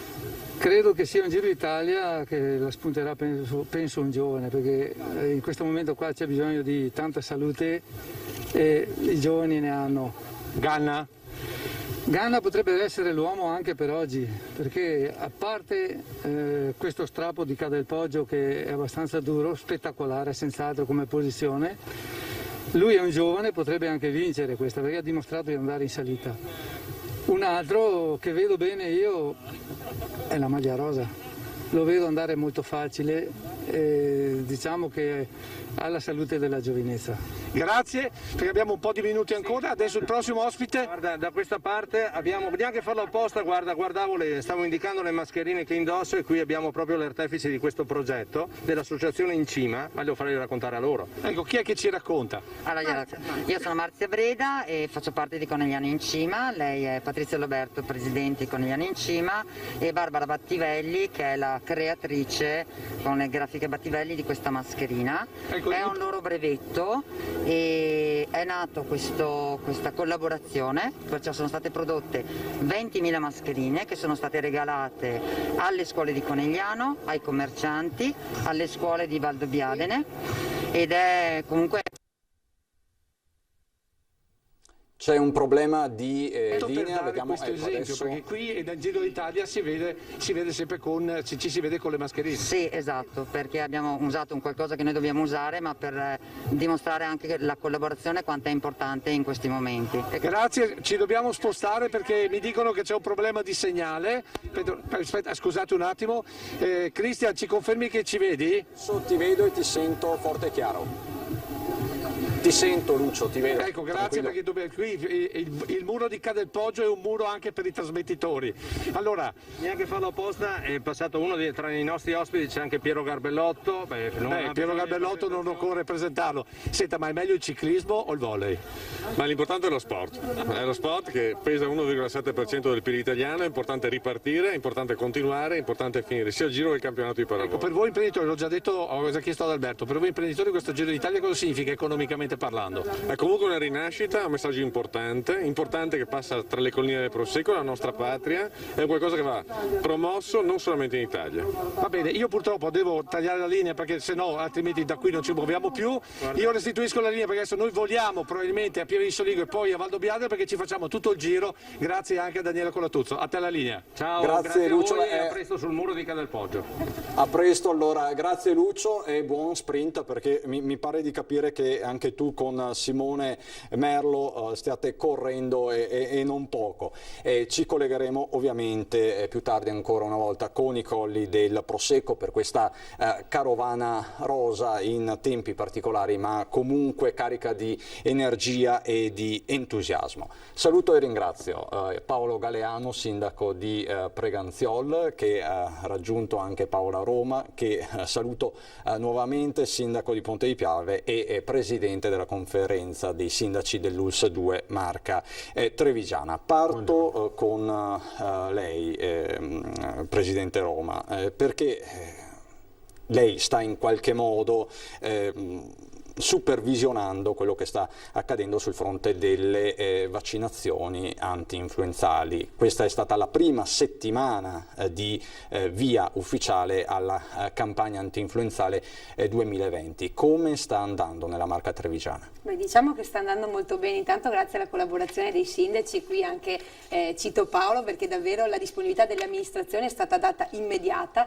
e quindi è stata una buona affluenza anche per quanto riguarda la disponibilità delle strutture. E poi il rapporto di squadra fatto con l'azienda sanitaria non solo per garantire i vaccini e le modalità anche poi di gestione per quanto riguarda i comuni, la sanificazione e poi la parte di gestione proprio con la protezione civile, ma anche la disponibilità dell'azienda sanitaria nel portare i vaccini e anche poi nell'utilizzo poi della parte dei rifiuti e il portarli via. Quindi chiaramente un lavoro di squadra. Qualche medico ha deciso di farlo nei propri ambulatori privati, chiaramente è stata data comunque a tutti la disponibilità. Il concetto che è fondamentale, che è stato fondamentale, è che su 95 amministrazioni ci sono state 65 strutture date a disposizione, quindi comuni che si sono messi assieme anche per dare una risposta, e questo è un indice fondamentale che dimostra come da febbraio ad oggi non solo per le vaccinazioni ma per tutte le cose si è fatto squadra per intervenire. Quindi strutture di che tipo? Le palestre, quindi altri centri anche di aggregazione, di auditorium che magari sono a disposizione da parte delle amministrazioni e che chiaramente anche in certi casi ha messo i comuni anche limitrofi insieme per dare risposte sotto questo profilo. Quindi diciamo davvero un intervento fondamentale, però ricordiamo anche, Christian, quello che viene fatto anche all'interno delle strutture. Non dimentichiamo che nelle case di riposo viene somministrato direttamente, e ricordiamo che dai 60 ai 64 anni l'azienda sanitaria, per il tramite del servizio del SISP, quindi il nostro servizio igiene e sanità pubblica, lo sta somministrando chiaramente in questa modalità. Non dimentichiamo per i dipendenti pubblici, le forze dell'ordine eccetera, che anche quello con prenotazione che avverrà attraverso il sito dell'azienda ULS 2 dal 19, anche lì c'è la possibilità di attivare questo sempre tramite il servizio igiene e sanità pubblica, che ringrazio perché da appunto il Dipartimento di Prevenzione, dove all'interno c'è questo servizio, abbiamo assistenti sanitarie che sono state impiegate non solo per la parte dei tamponi ma anche per questo, quindi chiaramente li ringrazio perché la disponibilità che è stata data è davvero H24, e con Paolo l'abbiamo testata anche per quello che è il servizio che il Dipartimento di Prevenzione ha dato a noi sindaci, anche per le comunicazioni dei positivi e quant'altro. Tra l'altro vorrei ricordare che a livello regionale sono stati messi a disposizione 1.320.000 dosi di vaccino. L'anno scorso, per intenderci, erano 800.000, poco più di 200.000 per la Marca trevigiana per il momento. Poi tutte le province hanno avuto il loro, diciamo così, il loro carico. A Belluno 60.000, che sono molte di più rispetto alle 30-40.000 dell'anno scorso, quindi diciamo che la disponibilità c'è.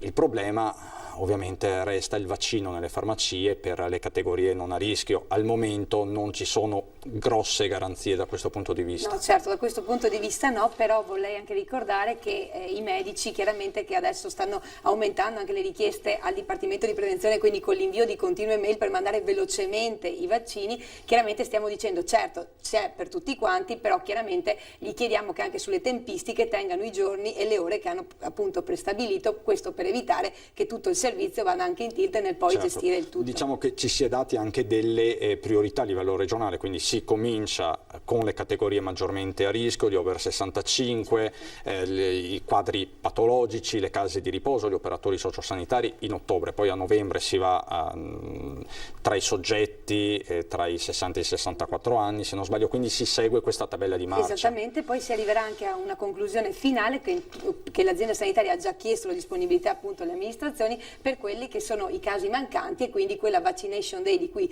il direttore ci parlava, dove appunto darà la possibilità poi a tutti quanti, sempre tramite il personale dell'azienda sanitaria, nel concludere poi questa parte. Diciamo che è incredibile perché ogni anno noi raccontiamo, no, dell'obiettivo delle vaccinazioni anti-influenzale, si lanciano appelli perché, diciamoci la verità, non si raggiunge mai il target sperato. C'è sempre stata molta ritrosia per certi versi, anche forse non dettata da motivi ideologici particolari, ma anche un po' di sciatteria o comunque disinteresse. Adesso invece il quadro è mutato radicalmente.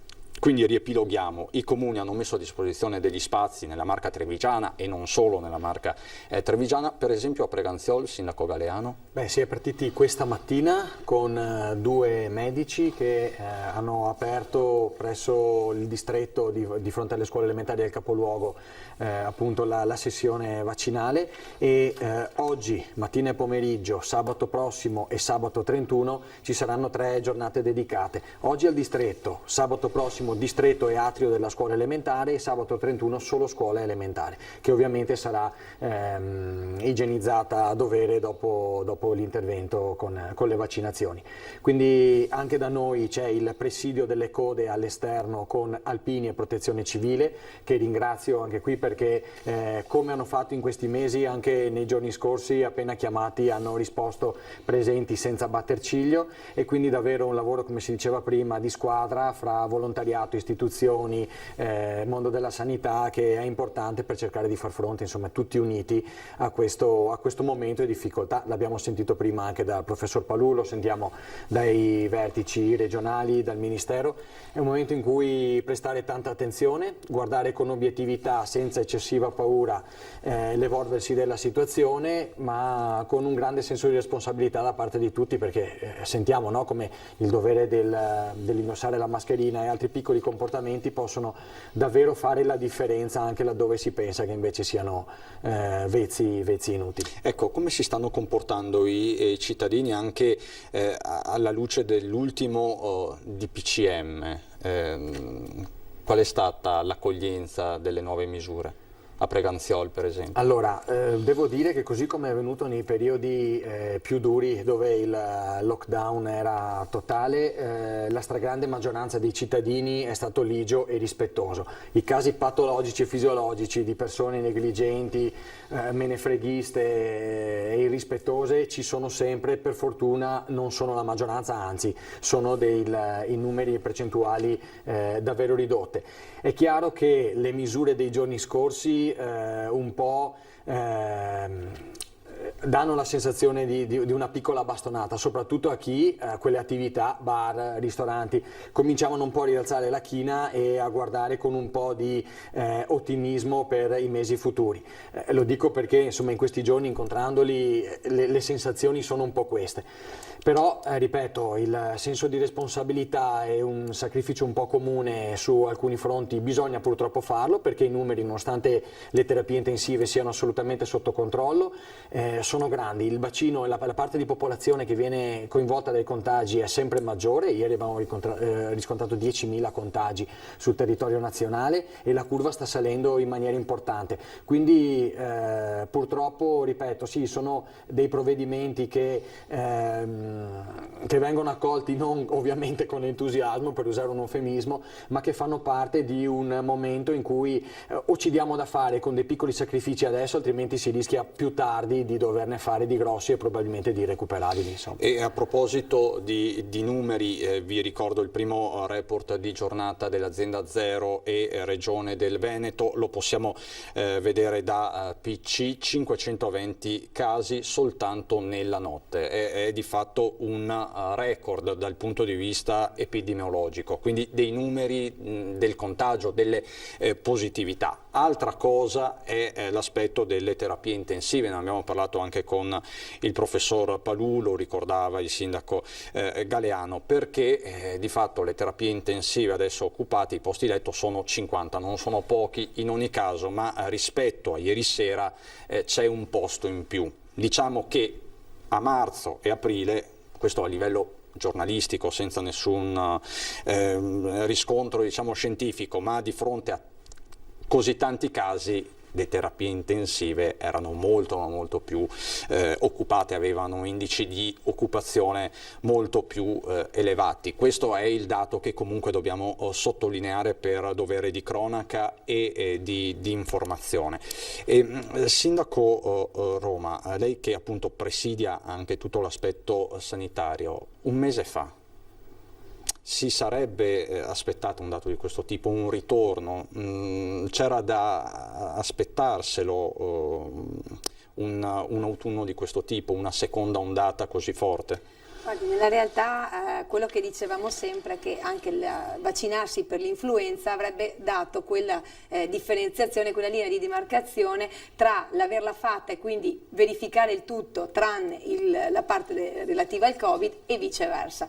Chiaramente vorrei portare l'attenzione sulle scuole, se magari su questo, Cristian, che potremo parlare, perché noi abbiamo aperto i centri estivi, lo abbiamo fatto durante l'estate, non abbiamo avuto contagi dei ragazzi, era una situazione diversa. È chiaro che adesso nelle scuole, anche con la nuova modalità che la Regione Veneto ha posto in essere, quindi di andarlo a fare direttamente nelle scuole, andiamo anche a modificare questa situazione, ma a dare anche un po' più di tranquillità non solo alle scuole ma anche agli stessi genitori. È chiaro che aprendo le scuole ci sono diverse posizioni che sono state prese. Intanto la parte dei referenti Covid delle scuole con i referenti Covid del Dipartimento di Prevenzione, che quello è un rapporto fondamentale su cui anche noi sindaci all'inizio è una cosa a cui tenevamo, che ci fosse questo rapporto diretto, ma chiaramente dobbiamo anche dire che la scuola, informandoci anche adesso direttamente del caso di positività, il sindaco viene messo anche nelle condizioni di sapere a che punto siamo e anche di dare tranquillità a sua volta anche alle famiglie. Ricordiamo anche che i dati, chiaramente il Dipartimento poi poi di prevenzione ci vengono dati tutte le sere rispetto ai casi che abbiamo, però è normale che stanno lavorando sul campo per fare i tamponi nonostante le USCA, nonostante il tutto, e quindi abbiamo anche una situazione di questo tipo.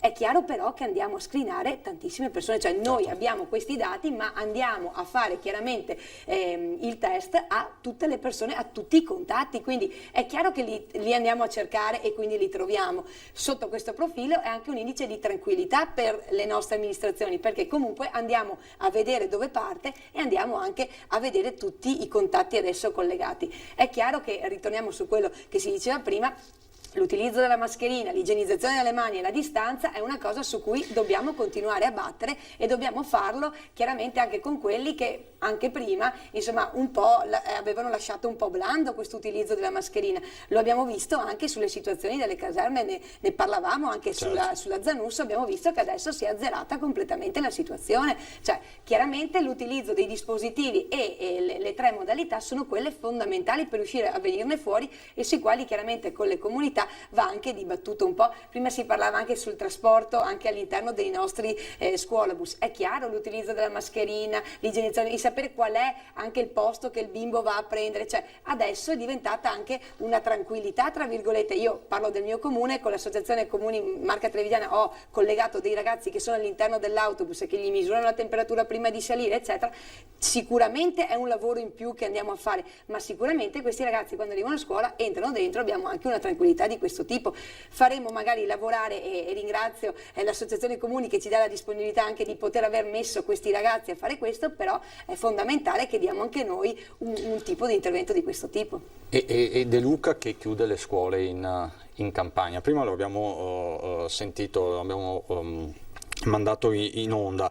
Ecco, è un'intemerata quella del governatore Campano, come la giudica, Sindaco? Beh, anzitutto che non ritengo De Luca uno sprovveduto, penso che sia un governatore che cerca di fare il suo al meglio come per tutti gli altri governatori, quindi non sono governatore della Campania, leggo i dati sui giornali che sono quelli che conosciamo tutti, ma poi sappiamo che dietro c'è un lavoro di analisi e di attenzione molto alto, quindi penso che se sono arrivati a questa scelta le loro valutazioni le avranno fatte.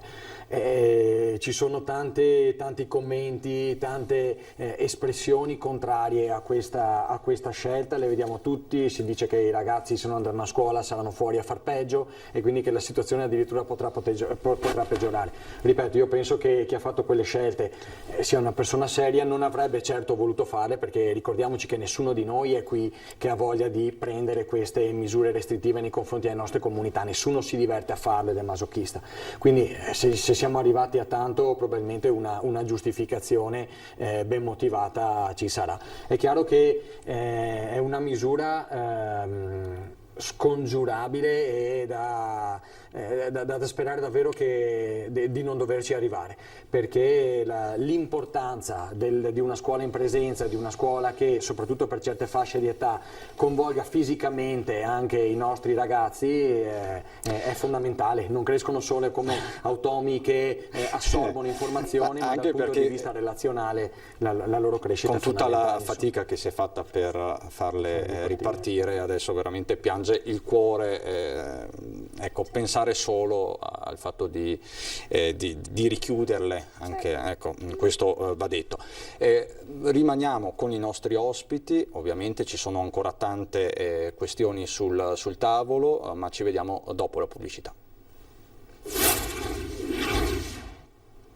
Di nuovo insieme, di nuovo in diretta, restano con noi Paolo Galeano, sindaco di Preganziol, Paola Roma, sindaco di Ponte di Piave, ma ritorna anche il buon Lucio Zanato con Simone Merlo che, devo dire, Lucio, ma sei velocissimo oggi, cioè, qual è il tuo segreto? Un elicottero ti hanno messo a disposizione?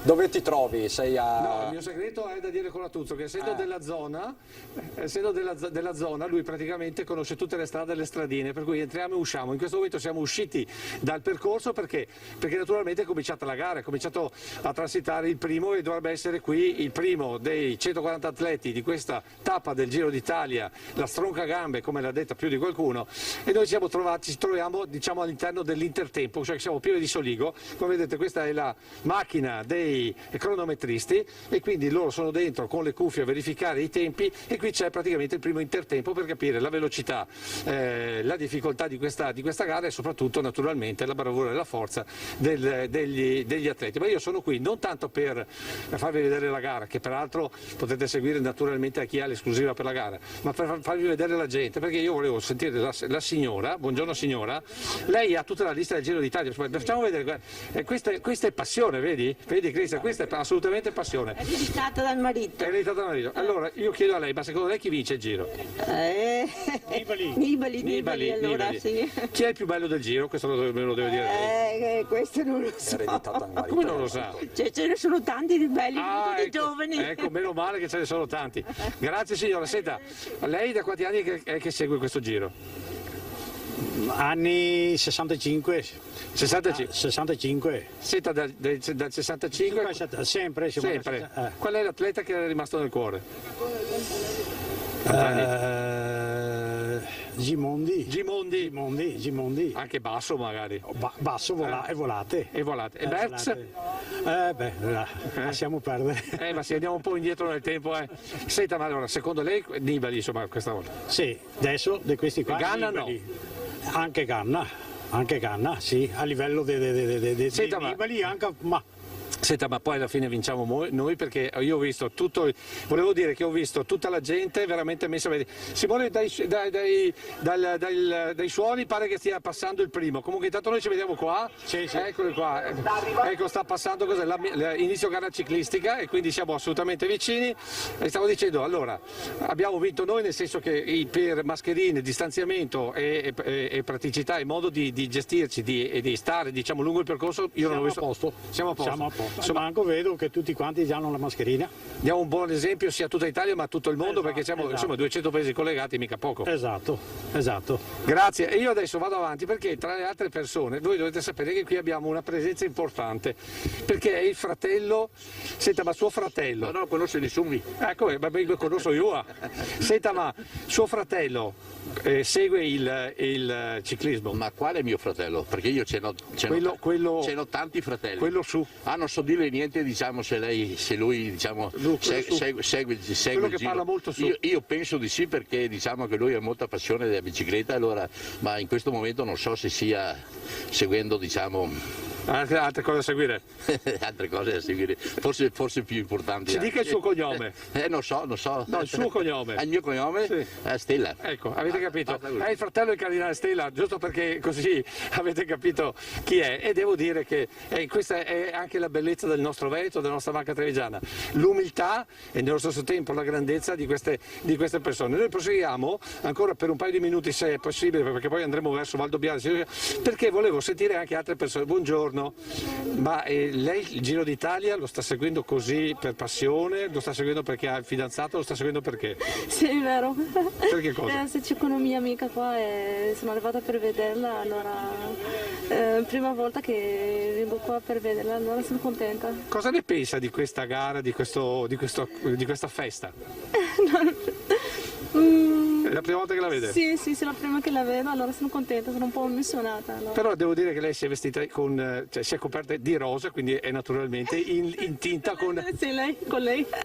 E adesso noi proseguiamo, grazie. Allora, tocca a te. Senti, ma tu il Giro d'Italia, il primo anno, lo segui da sempre? Da sempre, da quando sono nato e vengo a vederli qua. Ma perché per noi è così importante? Noi veneti, il Giro, la bicicletta, così. Siamo la regione più ciclistica d'Italia, perché? Non saprei, forse perché abbiamo anche il territorio a favore che ti permette di fare bei itinerari. Senti, ma tu hai bicicletta normale o hai pedalata assistita magari? No, normale, gamba. Ma perché sei giovane, questa è la verità. Grazie. Proseguiamo perché vi voglio far vedere quest'angolo. Questo qui è uno degli angoli particolari, perché dopo l'intertempo qui poi naturalmente prendono velocità. Però mi fa piacere vedere, guardate, la cosa importante è che tutti sono adeguatamente distanziati, tutti con la mascherina, tutti precisi e puntuali. Senta, ma un prosecco ci stava qua, no? Anche massa. Lo facciamo dopo il primo passato. Sì, e anche, dopo anche il secondo. E anche il terzo, anche il quarto, Aselonga, quindi bottiglie fresche ne avete tante? Sì, tantissime. Ecco, avete capito che questa è una grande festa, soprattutto, oltre che una gara, è una grande festa, è una festa del Prosecco, una festa di questo territorio che ha anche tanto bisogno di sorridere un po', anche se magari semplicemente dietro le mascherine.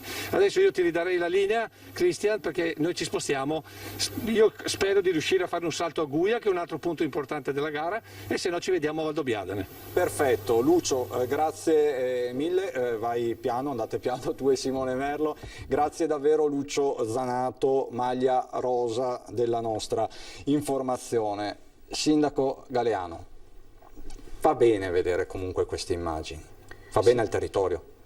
Fa bene nel senso che restituisce un po' di normalità, dà messaggi positivi che incoraggiano anche ad andare avanti.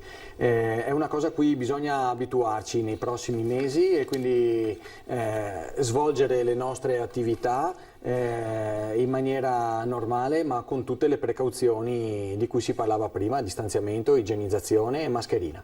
E questo fa bene, così non si perde la relazionalità che abbiamo detto, no? È un aspetto fondamentale comunque per tutti noi, e quel po' di positività che ci aiuta a vivere un po' la nostra quotidianità e andare avanti, insomma, non si perde. Assolutamente, e poi appunto lo diceva anche Lucio, questa è una terra che ama la bici. Poi insomma in Veneto c'è uno dei principali distretti produttivi della bicicletta, tra il Trevigiano, la zona di Bassano, Marostica, insomma ci sono grandi marchi. È una vetrina, si dice che sia una vetrina, quest'anno lo è più del solito probabilmente. Sicuramente lo è, anche perché insomma molti dei nostri comuni hanno delle associazioni ciclistiche che ci partecipano. A Ponte di Piave per esempio noi abbiamo anche il monumento dedicato a Fausto Coppi, per il quale insomma, con anche il comune di Porto Buffolè tante sono le iniziative anche nel museo della bicicletta che loro hanno, sulle quali insomma veniamo anche coinvolti. E per Ponte di Piave quest'anno è andata bene anche per la birreria San Gabriel, perché chiaramente essendo sponsor anche per quanto riguarda con una birra che ha chiamato appunto Sport, che ha una gradazione anche diversa e meno alcolica e quindi utilizzata per questo, chiaramente anche una promozione territoriale un po' per tutti quanti noi. Chiaramente ritornando sulle buone abitudini, anche partecipare a queste cose, quindi ai cittadini ricordare nuovamente i 3 dispositivi, quindi la mascherina, il distanziamento che si diceva prima e anche la soluzione idraulica, sono appunto modalità nuove ma per vedere eventi di questo tipo che dovranno diventare la consuetudine di tutti i giorni. In questa maniera riusciremo a vedere anche come una maniera più normale possibile le manifestazioni e le cose che riusciremo a organizzare anche nelle nostre comunità. Chiaramente molte sono le cose che vengono fatte normalmente anche in videoconferenza, ma vediamo se sarà possibile, nel rispetto un po' di tutti quanti delle regole, di evitare quelle e di rivederci anche per quegli eventi che uniscono lo sport anche alla cultura, perché chiaramente moltissime sono anche le cose che noi riuscivamo a collegare anche con come territorio, come Goffredo Parise, quindi sia per Ponte di Piave ma anche per Salgareda, a quelli che hanno poi gli eventi anche collegati con le nostre associazioni sportive del territorio, quindi speriamo di poter ritornare anche a questo.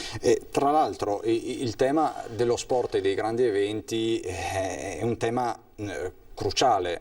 A febbraio ci saranno i mondiali di sci a Cortina, che non riguardano solo Cortina ma più in generale tutto il tessuto dell'alta montagna e Veneto, perché quella sia una vetrina internazionale, se vogliamo ancora più importante di quella del Giro d'Italia, e bisognerà giocarsela. Ieri era nostro ospite il sindaco Ghedina, che è stato intervistato dalla collega Bozza, e dice: noi andiamo avanti, è dura ma andiamo avanti. Abbiamo parlato con la Federalberghi di Belluno, prenotazioni al palo, però si va avanti e l'obiettivo è quello di portare a casa il risultato, un evento magari in tono minore ma che dia comunque fiducia e faccia lavorare le imprese. Si può fare quindi, sindaco Galeano, volendo, si può fare con le dovute precauzioni, lei lo ha detto anche prima. in questo momento, se tutti ci comportiamo come si deve, sono manifestazioni compatibili, ovviamente nella misura non faraonica con cui si svolgevano in passato, ma con il dovuto contenimento. Però renderle compatibili con la quotidianità che oggi ci è imposta è importante per quel messaggio di positività che dicevamo prima, e poi perché lo ricordiamo, non solo questione di pelle, di sensazioni, c'è lavoro, c'è economia dietro, una fetta importante del PIL, gente che lavora, e quindi insomma se la gente non lavora dopo le difficoltà si spalmano su tutti quanti.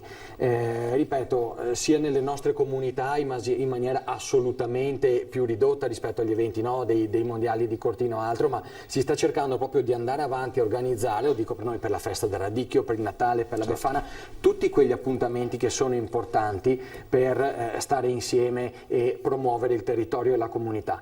E lo stiamo facendo perché sarebbe troppo tardi trovarsi solo a situazione definita, non ci sarebbe più il tempo per organizzarle come si deve.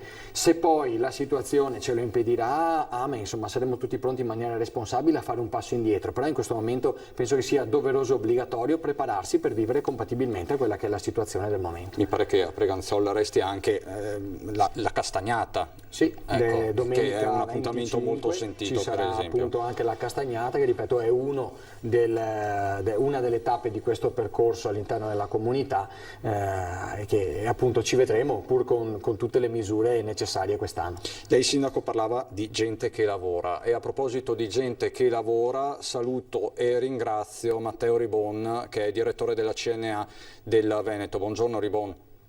Buongiorno a lei e ai suoi ospiti, buongiorno. Ecco, l'ho vista collegata, quindi mi sono permesso di introdurla anzitempo. Ecco, parlavo dei grandi eventi, dei mondiali di sci di Cortina, parlavo del fatto che comunque in Ampezzo si sta andando avanti nonostante tutto e tutti. È la strada giusta ed è l'unica strada da percorrere questa? È l'unica strada che possiamo percorrere, cercando di conciliare l'aspetto della problematica sanitaria con le necessità dal punto di vista economico. Noi, come lei ha citato bene, abbiamo parlato anche nei giorni scorsi dell'importanza della filiera degli eventi e di tutto l'indotto che ruota attorno a questo grande spazio di mercato economico, e dobbiamo trovare una modalità per convivere con una situazione che si fa sempre più difficile ma che non si può fermare, quindi da un certo punto di vista bisogna trovare tutte le misure che possano in qualche maniera equilibrare e provare comunque a fare le cose. È chiaro che i grandi eventi sono quelli che hanno una grande concentrazione di persone e hanno anche molte più difficoltà, e quindi da un certo punto di vista dobbiamo ragionare progressivamente su come andranno gestiti nei prossimi anni, nei prossimi mesi. Esistono comunque poi tutta una serie di attività più contenute che possono essere realizzate nel rispetto delle regole attuali e nel rispetto delle regole che eventualmente verranno. Però non dobbiamo fermarci, dobbiamo guardare con positività al futuro, anche se sappiamo tutti che ci aspettano dei mesi complicati. Assolutamente, quindi grandi eventi, lei dice anche piccoli eventi fino a un certo punto, come i matrimoni, le cerimonie. Di ieri la notizia di un focolaio esploso in una festa di matrimonio alle porte di Treviso, 22 i soggetti positivi. Il mondo del wedding, delle cerimonie è in ginocchio. Voi avete quantificato anche una perdita per il Veneto, si aggira sulla cifra di 1 miliardo se non sbaglio. Sì, è proprio così. Le stime che abbiamo fatto, stiamo parlando di circa 23.000 imprese dell'indotto, e quando parliamo di un matrimonio, ad esempio, parliamo di coloro che lavorano nella costruzione dell'ambito sartoriale, dei vestiti, della cerimonia, per quanto riguarda poi la ristorazione e tutto quello che trasporti, tutto quello che ci viene dietro. Una filiera di 23.000 imprese che danno lavoro a centinaia di lavoratori e che in questo momento sono fermi, e quindi bisogna cercare di capire come possiamo comunque trovare una formula per farli ragionare, per farli lavorare. Da questo punto di vista esiste una disponibilità da parte di tutto questo nostro mondo, però dobbiamo trovare anche una formula per equilibrare e provare comunque a realizzare qualcosa, altrimenti il rischio è che dal punto di vista economico queste attività non si possano più riprendere, e quindi, come lei citava prima, il rischio poi è quello di non avere più una sostenibilità anche dal punto di vista della tenuta complessiva del territorio, perché se noi guardiamo i nostri comuni, se noi guardiamo le nostre realtà territoriali, tutto è collegato, e questo è un elemento sul quale noi dobbiamo tenerne conto. E che tutto sia collegato, penso Ribon lo sappiano bene anche Galeano e Roma, nel senso che poi questi soggetti, questi operatori che non lavorano nelle cerimonie o comunque nei settori più penalizzati dal Covid, vedi ristoratori e locali, bussano alle porte dei comuni, perché poi alla fine l'anello istituzionale è questo, i soggetti più vicini al territorio sono i comuni, quindi voi state registrando questo disagio tra gli operatori, Roma? Sì, rispetto alle attività produttive, tra le altre cose abbiamo deciso all'unanimità in Consiglio Comunale di destinare una quota dell'avanzo di amministrazione ad un bando che è andato a coprire, diciamo, le spese che hanno sostenuto le attività che erano state chiuse durante il lockdown nei 2 mesi, quindi tutti quelli costi che riguardavano sia la luce, gas, corrente, eccetera. Quindi sotto questo profilo abbiamo adesso anche riaperto, perché su 150 attività produttive 44 hanno fatto la domanda, l'abbiamo riaperto per altri 20 giorni per dare la possibilità anche a qualcun altro di accedervi. Le altre 44 le abbiamo già erogate e procederemo anche tra 20 giorni con le altre. È chiaro che questo è un piccolo intervento sotto questo profilo. Altri chiaramente sono stati gli interventi che hanno visto contribuire magari per i centri estivi, quindi in una politica relativa alle famiglie, piuttosto che con il fattore famiglia, che eravamo proprio partiti quest'anno per il trasporto scolastico, e quindi per fortuna è partita anche questo tipo di intervento, che chiaramente serve un po' a calmierare quelli che sono anche i costi che sostengono le famiglie. A proposito di famiglie, scuole, centri estivi, dopo scuola, so che la CNA del Veneto ha anche formulato una proposta molto concreta per il trasporto scolastico, Ribon. Quale? Guardi, è una proposta molto chiara che va incontro alle difficoltà organizzative, alle difficoltà anche del rispetto dell'80% della capienza, che è un elemento che tutti abbiamo in testa e poi vediamo che è difficilmente praticabile. Esistono praticamente 700 mezzi che sono gli autobus, quelli che vengono utilizzati per le gite e per attività varie nell'ambito del privato, e di questi 700 autobus alcuni hanno già iniziato ad essere utilizzati per compensare e aiutare il trasporto pubblico locale. Noi diciamo siamo a disposizione, e quindi le 350 aziende che si occupano di autotrasporto devono in qualche maniera possono essere messi nelle condizioni di collaborare e possono anche aiutare coloro che in qualche maniera devono appunto affrontare questa situazione. Allora la situazione adesso può essere aiutata anche attraverso l'utilizzo di questi bus. Ce ne sono diversi, siamo a disposizione. Quindi arrivare ad una collaborazione tra quello che è il TPL, il trasporto pubblico locale, e il trasporto scolastico e il trasporto privato, che fino a qualche tempo fa, prima della pandemia, seguivano 2 canali un po' paralleli per certi versi, ma adesso è il momento di fare squadra. Questo è il concetto, Ribon, sostanzialmente. Sì, è proprio questo il concetto. La situazione comunque è stata ampiamente ragionata tra noi e l'istituzione regionale più volte, in numerosi incontri. Tra l'altro adesso l'assessore oggi ritorna in carica dal punto di vista formale, quindi avremo modo sicuramente di confrontarci assieme anche per ritornare su queste proposte che abbiamo già abbozzato e che adesso vale la pena ragionare per mettere in campo assieme, perché noi dobbiamo evitare in tutti i modi di fermare la scuola.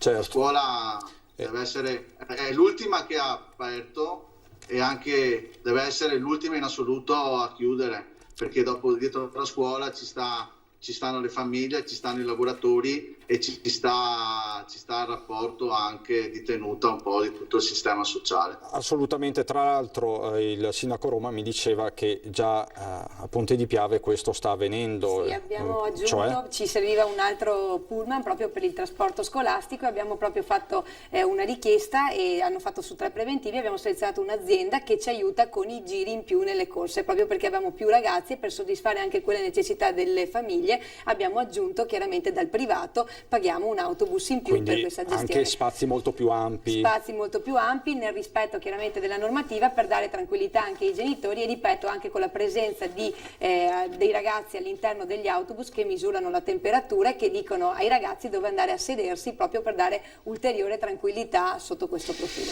Ecco, questo è importante perché di fatto ci dobbiamo preparare comunque ad una convivenza e a un autunno lungo da questo punto di vista. Allora, resto con i nostri 3 ospiti, quindi restiamo con Paola Roma, Paolo Galeano e Matteo Ribon, ma abbiamo qualche minuto di pubblicità. Ci vediamo dopo.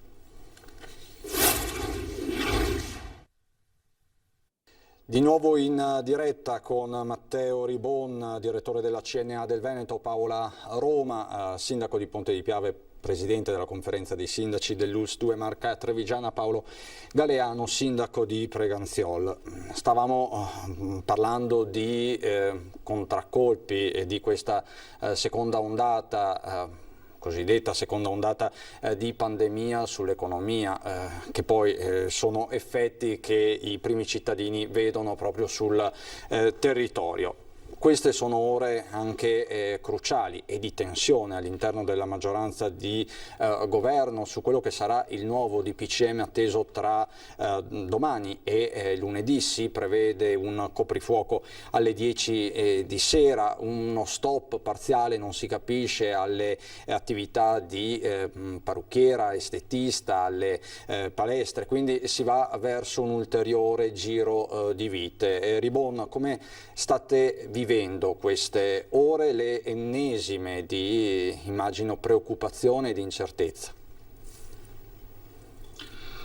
Guardi, le viviamo con la stessa tensione che abbiamo comunque vissuto nei mesi scorsi, quando un giorno dietro l'altro, insomma, si susseguivano diversi DPCM e man mano succedeva che chiudevano attività economiche. Intanto la prima questione è questa, che magari se abbiamo imparato dalla situazione precedente dovremo tenerne conto. Non ha senso chiudere dall'oggi al domani le cose, si possono mettere le attività economiche nelle condizioni di prepararsi ad affrontare eventuali chiusure, perché questo fa parte di una collaborazione operativa.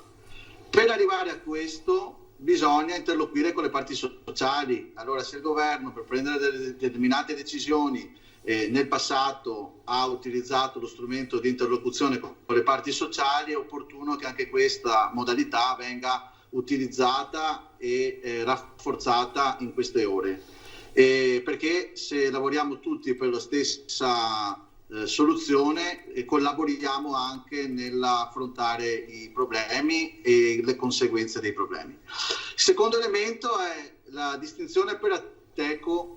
È una distinzione che non ha senso, cioè non possiamo pensare che il luogo di lavoro di un parrucchiere, di un estetista possa essere considerato un luogo ad alto rischio, maggiore rischio rispetto ad altre attività, quando in realtà c'è la possibilità di ragionare su un rispetto di una serie di misure, atteggiamenti e modalità applicative che ad esempio queste realtà hanno utilizzato e continuano a utilizzare in maniera anche rigorosa. Il problema è capire chi si comporta scorrettamente e far rispettare queste regole, perché guardi, la realtà è anche questa. Prendiamo l'uso della mascherina, è una cosa che hanno capito tutti? Non credo. È opportuno che ci sia maggiore controllo rispetto di questa cosa? Credo proprio di sì, ed è un elemento che anche il presidente Zaia recentemente non solo abbiamo cercato un po' tutti di ritornarci, cioè il tema è: se dobbiamo lavorare per contenere la situazione servono misure sartoriali, e queste misure sartoriali vanno fatte sia nelle attività economiche, ovviamente aiutando le persone a rispettare le regole e a organizzarsi per farlo, e nel rispetto della popolazione cercare di fare in modo che tutti si comportino nel modo migliore per aiutare ed evitare quello che stiamo vedendo che sta succedendo negli altri paesi europei, perché la realtà dei fatti è che, guardando fuori dai nostri confini, vediamo quello che è successo da noi all'inizio e sul quale poi siamo intervenuti in qualche modo, e loro l'hanno vissuto molto più tardi. Adesso dobbiamo anche capire che questa situazione non può, quella che è attorno a noi, non può tornare anche da noi allo stesso modo. Quindi noi abbiamo avuto l'esperienza per primi in Europa e l'abbiamo gestita e abbiamo imparato qualcosa. Io credo di sì, dobbiamo però mettere in pratica quello che abbiamo imparato e non usare gli stessi metodi identici di quando eravamo in una piena emergenza senza nessuna esperienza. Quindi evitare, diciamolo, questo forse è stato uno degli aspetti più sgradevoli, forse inevitabile per certi versi, l'annuncio dei DPCM sabato sera e poi la pubblicazione dei documenti i primi giorni della settimana. Questo proprio per esperienza diretta, abbiamo sempre avuto tanti imprenditori, ha messo nel caos tanti operatori. Questo è da evitare, diciamo, ecco, proprio anche una comunicazione istituzionale diversa, verrebbe da dire. Certo, perché c'è la necessità di trovare una forma di collaborazione. Il diktat dall'oggi a domani, che lascia molte interpretazioni, noi l'abbiamo vissuto il weekend, lo passavamo a aspettare il DPCM, le bozze, e da lunedì mattina si lavorava per dare le interpretazioni e si rischiava di arrivare a giovedì ancora con delle interpretazioni da dare. Nel frattempo le aziende dovevano aprire la serranda o chiudere la serranda e capire cosa fare. Cioè, questo non è un metodo che può aiutare una conciliazione per affrontare una situazione di emergenza. Quindi partiamo da qui, dopodiché, se è vero che ognuno deve fare la propria parte, nessuno si vuole sottrarre a questo.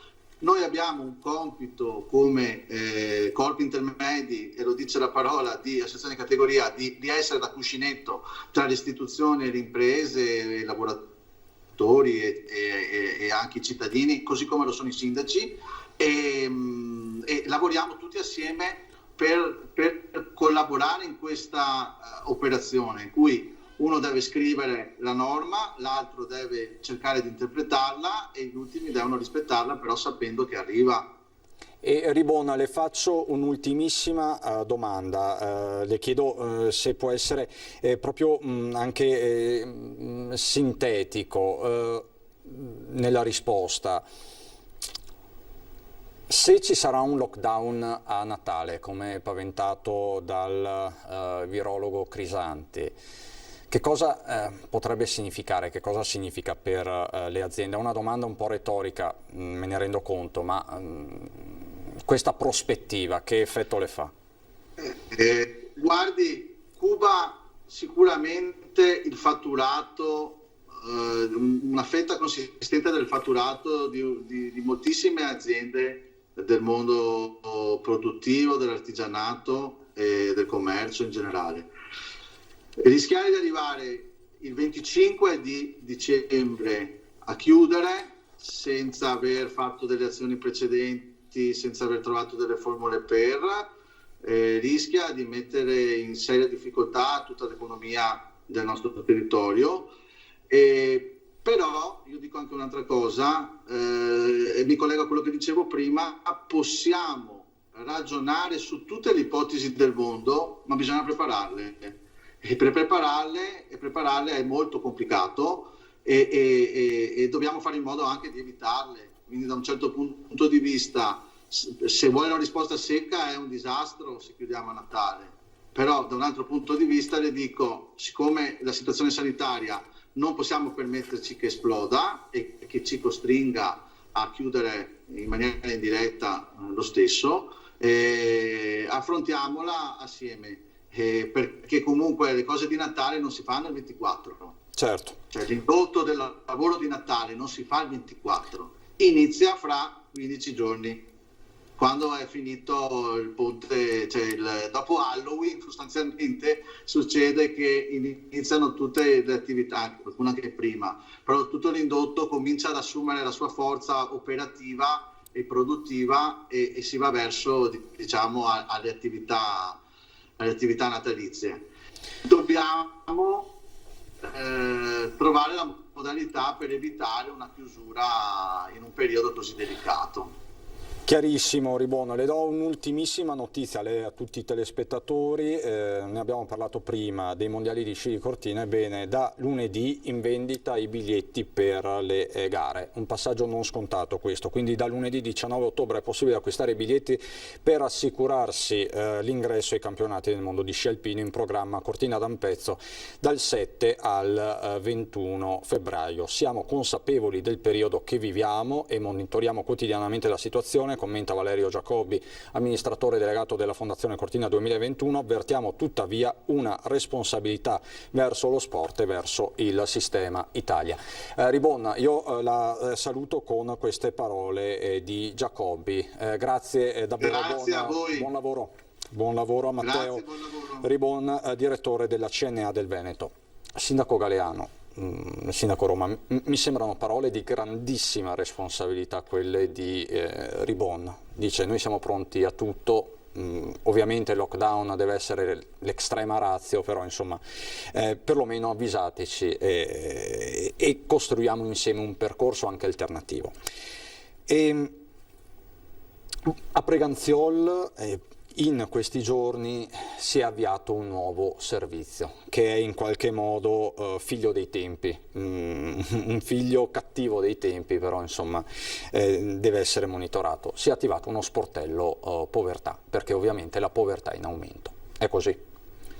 Sì, è così. Beh, intanto mi associo anch'io ai complimenti, il mio giudizio non vale nulla, però mi sento di farlo all'analisi che è stata fatta dal direttore Ribon, equilibratissima e che dice chiaramente di come abbiamo vissuto un'esperienza, cerchiamo di imparare dalle cose che non sono andate. Ce ne sono state tante di buone, le misure abbiamo visto che hanno portato agli ottimi effetti, però ci sono state anche delle criticità che dobbiamo cercare di evitare, quindi davvero complimenti per l'analisi obiettiva e responsabile.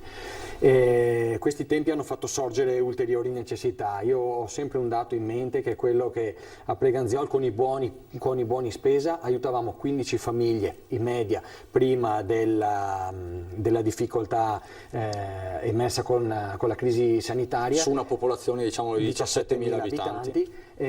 Quelle famiglie sono diventate 150 nel giro di pochissimo tempo, poi sono nuovamente calate con la ripresa del lavoro, però è una situazione molto instabile purtroppo, dove gli orizzonti non sono sempre chiari e definiti.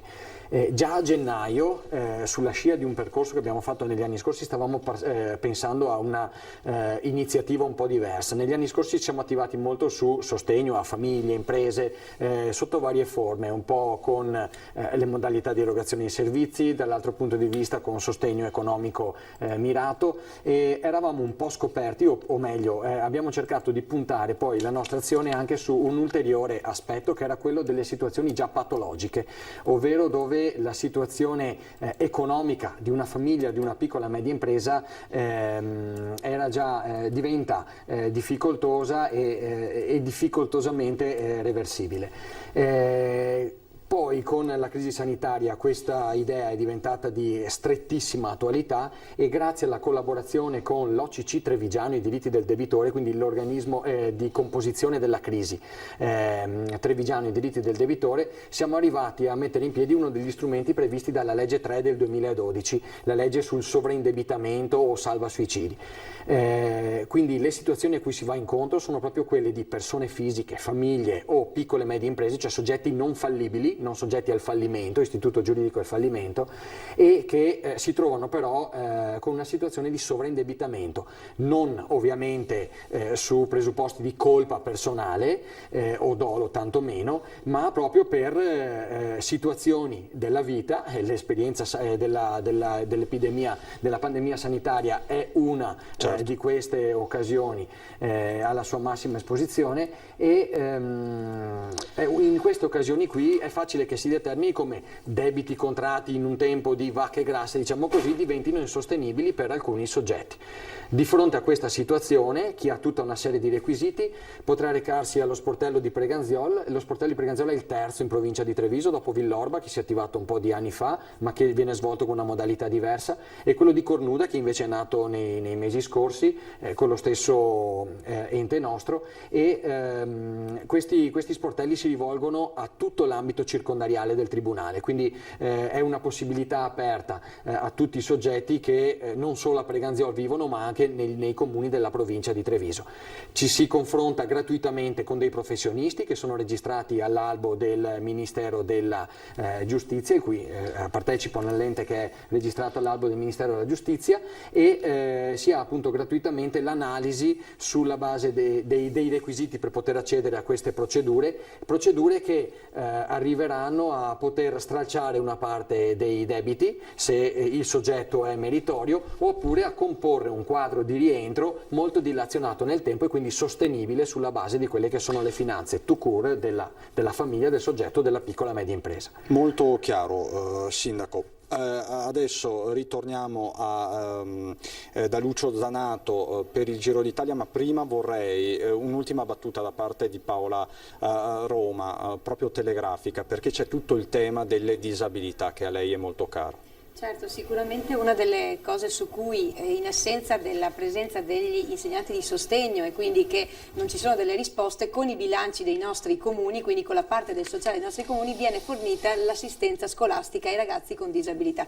Questo è stato fondamentale, perché nel periodo del lockdown si sono attivati dei servizi, rapporto 1 a 1 e rapporto per i quali i servizi chiamavano a casa i ragazzi. Adesso invece in questa modalità i nostri operatori sono presso le scuole, e questo tipo di intervento è fondamentale, perché dove non ci sono queste risorse da parte del Ministero, grazie ai bilanci dei comuni, e quindi in particolare alla quota del sociale che ogni comune versa all'azienda sanitaria per uno di questi, che è uno dei servizi delegati, chiaramente diamo una risposta a questi soggetti, ed è fondamentale. E ringrazio davvero le associazioni anche dei genitori, perché anche nel periodo del lockdown si sono messi a disposizione per trovare con l'azienda sanitaria le modalità più idonee per questo tipo di servizio. Grazie Sindaco. Ci ricolleghiamo con Zanato. Lucio da Guia. Sei a Guia, Lucio?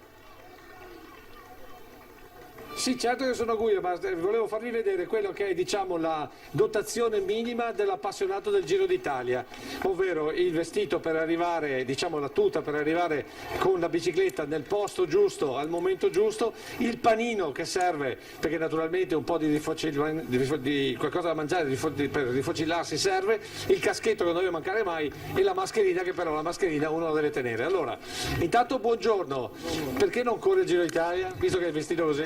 Non sono abbastanza forte. Senta, ma a vedere questi atleti che corrono verticalmente in una salita del genere è emozionante, rende l'idea della fatica. Fatto il muro del Cadelpoggio almeno una volta? No.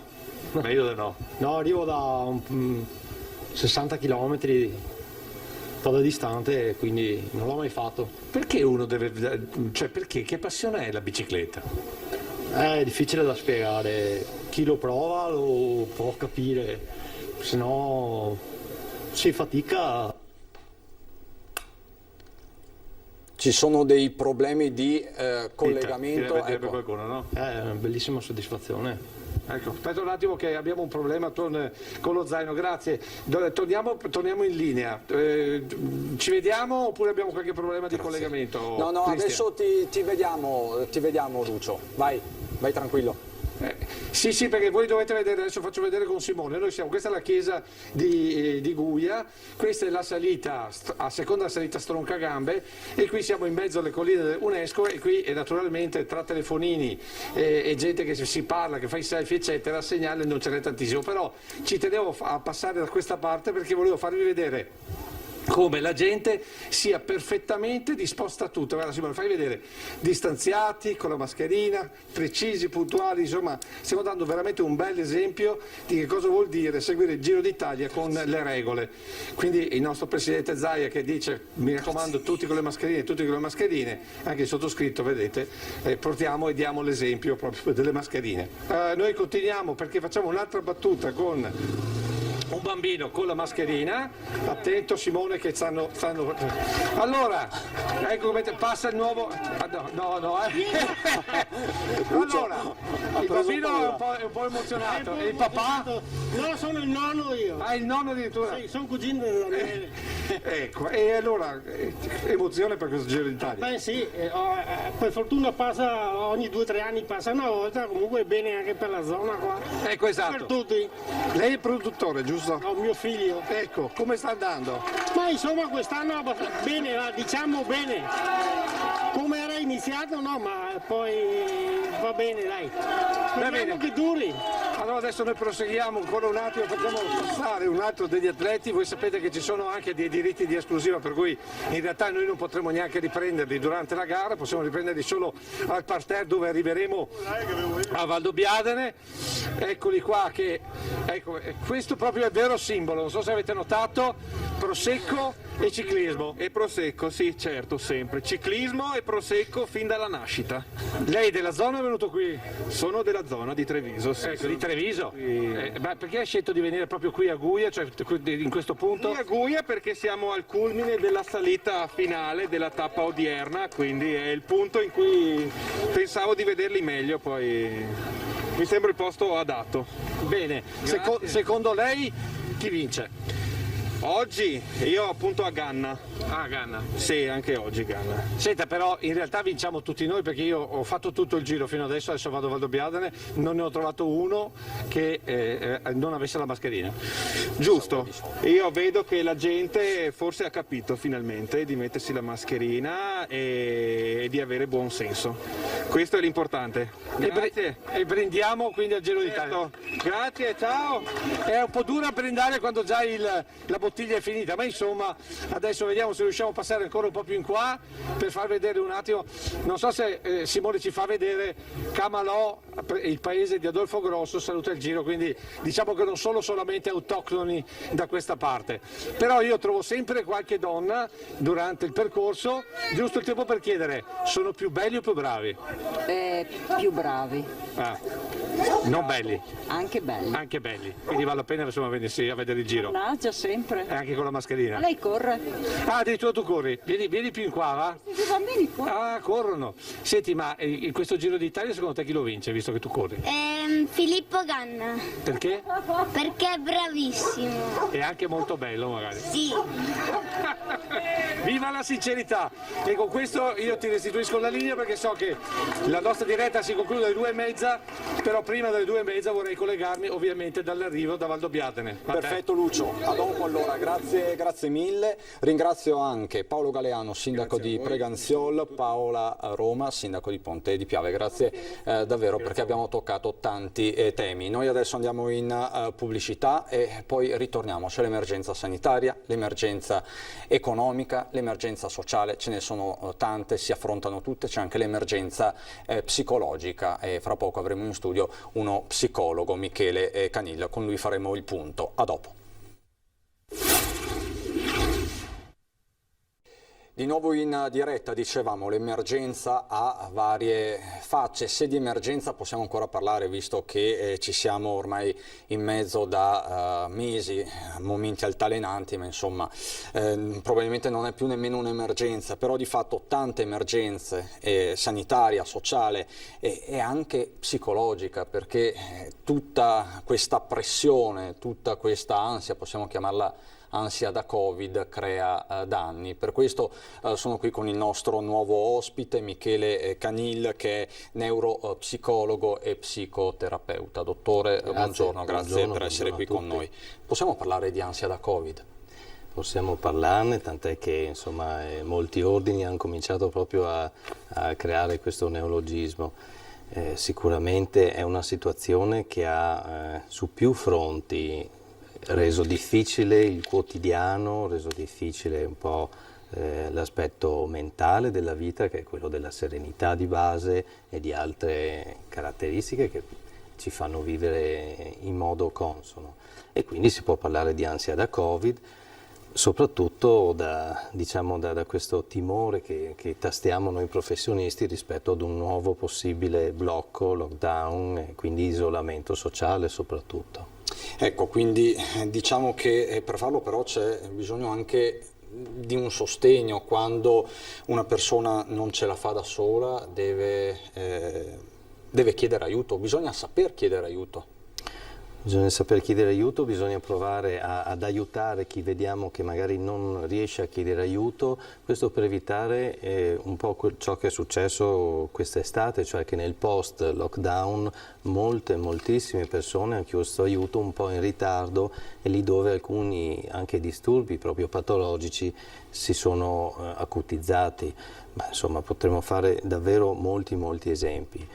La storia ci insegna insomma, che l'isolamento per l'essere umano crea tantissimi disagi. Io ricordo ancora gli esperimenti di 40 anni fa di Siffre in Francia, che è lo speleologo che studiò proprio l'isolamento nelle grotte, eccetera. Più o meno stiamo vedendo esattamente quei sintomi lì. Poi ci sono anche tante altre sottocategorie, possiamo parlare degli anziani, dell'isolamento eccessivo, dei declini, piuttosto che delle violenze domestiche che si sono acuite in questo periodo, piuttosto che gli adolescenti che molto hanno sofferto questo isolamento e in alcuni casi lo hanno addirittura prorogato come una sorta di hikikomori, questa sindrome proprio di ritiro sociale.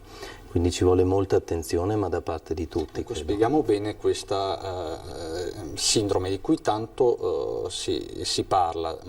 È in aumento quindi anche sul nostro territorio? È in aumento sul nostro territorio, soprattutto negli ultimi anni. C'è stata un'esacerbazione importante durante il lockdown, sebbene per questioni ovviamente pratiche legislative era diciamo obbligatorio il ritiro, però molti adolescenti, io vedo, hanno addirittura prorogato il tempo di questo ritiro sociale chiudendosi proprio nelle loro stanze e quindi cominciando tutta quella sintomatologia e comportamenti che sono tipici, quindi il vivere nella camera, mangiare nella camera, aver timore della propria immagine corporea, aver timore di incrociare, di incontrare altri ragazzi, il timore di essere visti e vedere la propria immagine sui mezzi di comunicazione, quindi sul PC, sulle videocamere, sui tablet. Questo è qualcosa di cui ci stiamo occupando un po' tutti come categoria e quindi è importante, come dire, correre ai ripari, perché un adolescente che comincia un tipo di sindrome di questo tipo può metterci un breve tempo a risolverla, ma può anche durare degli anni. È un modo per sfuggire ai problemi. Di fatto forse il Covid, la quarantena, quel periodo di lockdown ha dato la possibilità a molti di sfuggire dai loro problemi sostanzialmente. Un alibi. Un alibi, sì, una sorta di tasto di pausa alla propria vita che però ovviamente tampona ma non risolve. Tampona ma non risolve. È molto inquietante questo fenomeno per certi versi. Di fronte ad un ragazzo che si rinchiude in camera, che si auto-isola, che cosa deve fare a questo punto un genitore?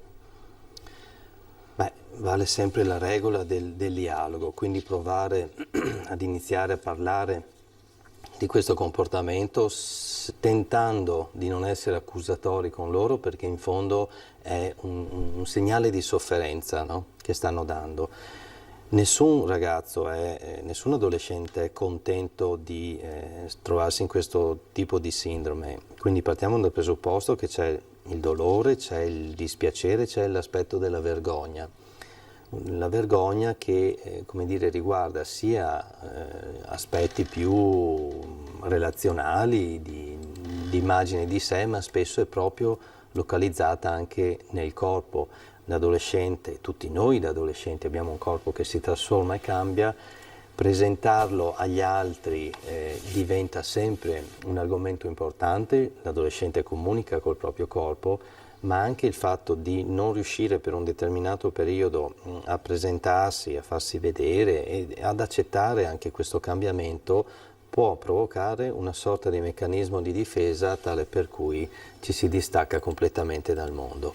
Ed è in aumento questa patologia, devo dire, anche un po' sull'età adulta, quindi dopo i 25 anni. Quindi lei lo vede quotidianamente nella sua pratica qui in Veneto, qui in provincia di Treviso, quindi parliamo di casi locali, non di suggestioni che arrivano da altri paesi, dal Giappone, dall'estremo oriente, dove questa sindrome è radicata da anni, insomma, e ben si conosce. Certo, lì è radicata da anni, ci sono anche dei retroterra culturale, l'aspetto della colpa e della vergogna in Oriente è vissuto in modo un po' differente rispetto a qui, però insomma qui concretamente c'è un aumento di questi casi che insomma stiamo registrando. E lei lo sa bene tra l'altro anche perché lavora a livello internazionale, lei assiste anche diverse persone all'estero, c'è una differenza tra gli approcci nei vari paesi?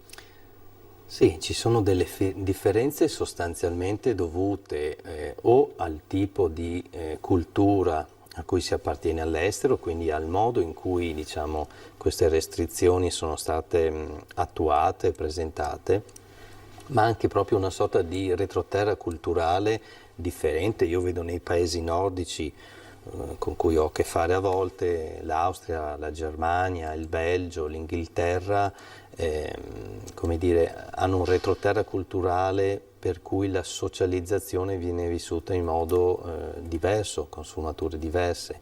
Ad esempio lì vige un po' di più il rigore rispetto alle regole, noi siamo un po' più latini, mediterranei, quindi l'aspetto relazionale assume tutt'altro significato, piuttosto che regioni ancora più a sud, dove diciamo, la parte emotiva prevale sicuramente su quella ragionevole.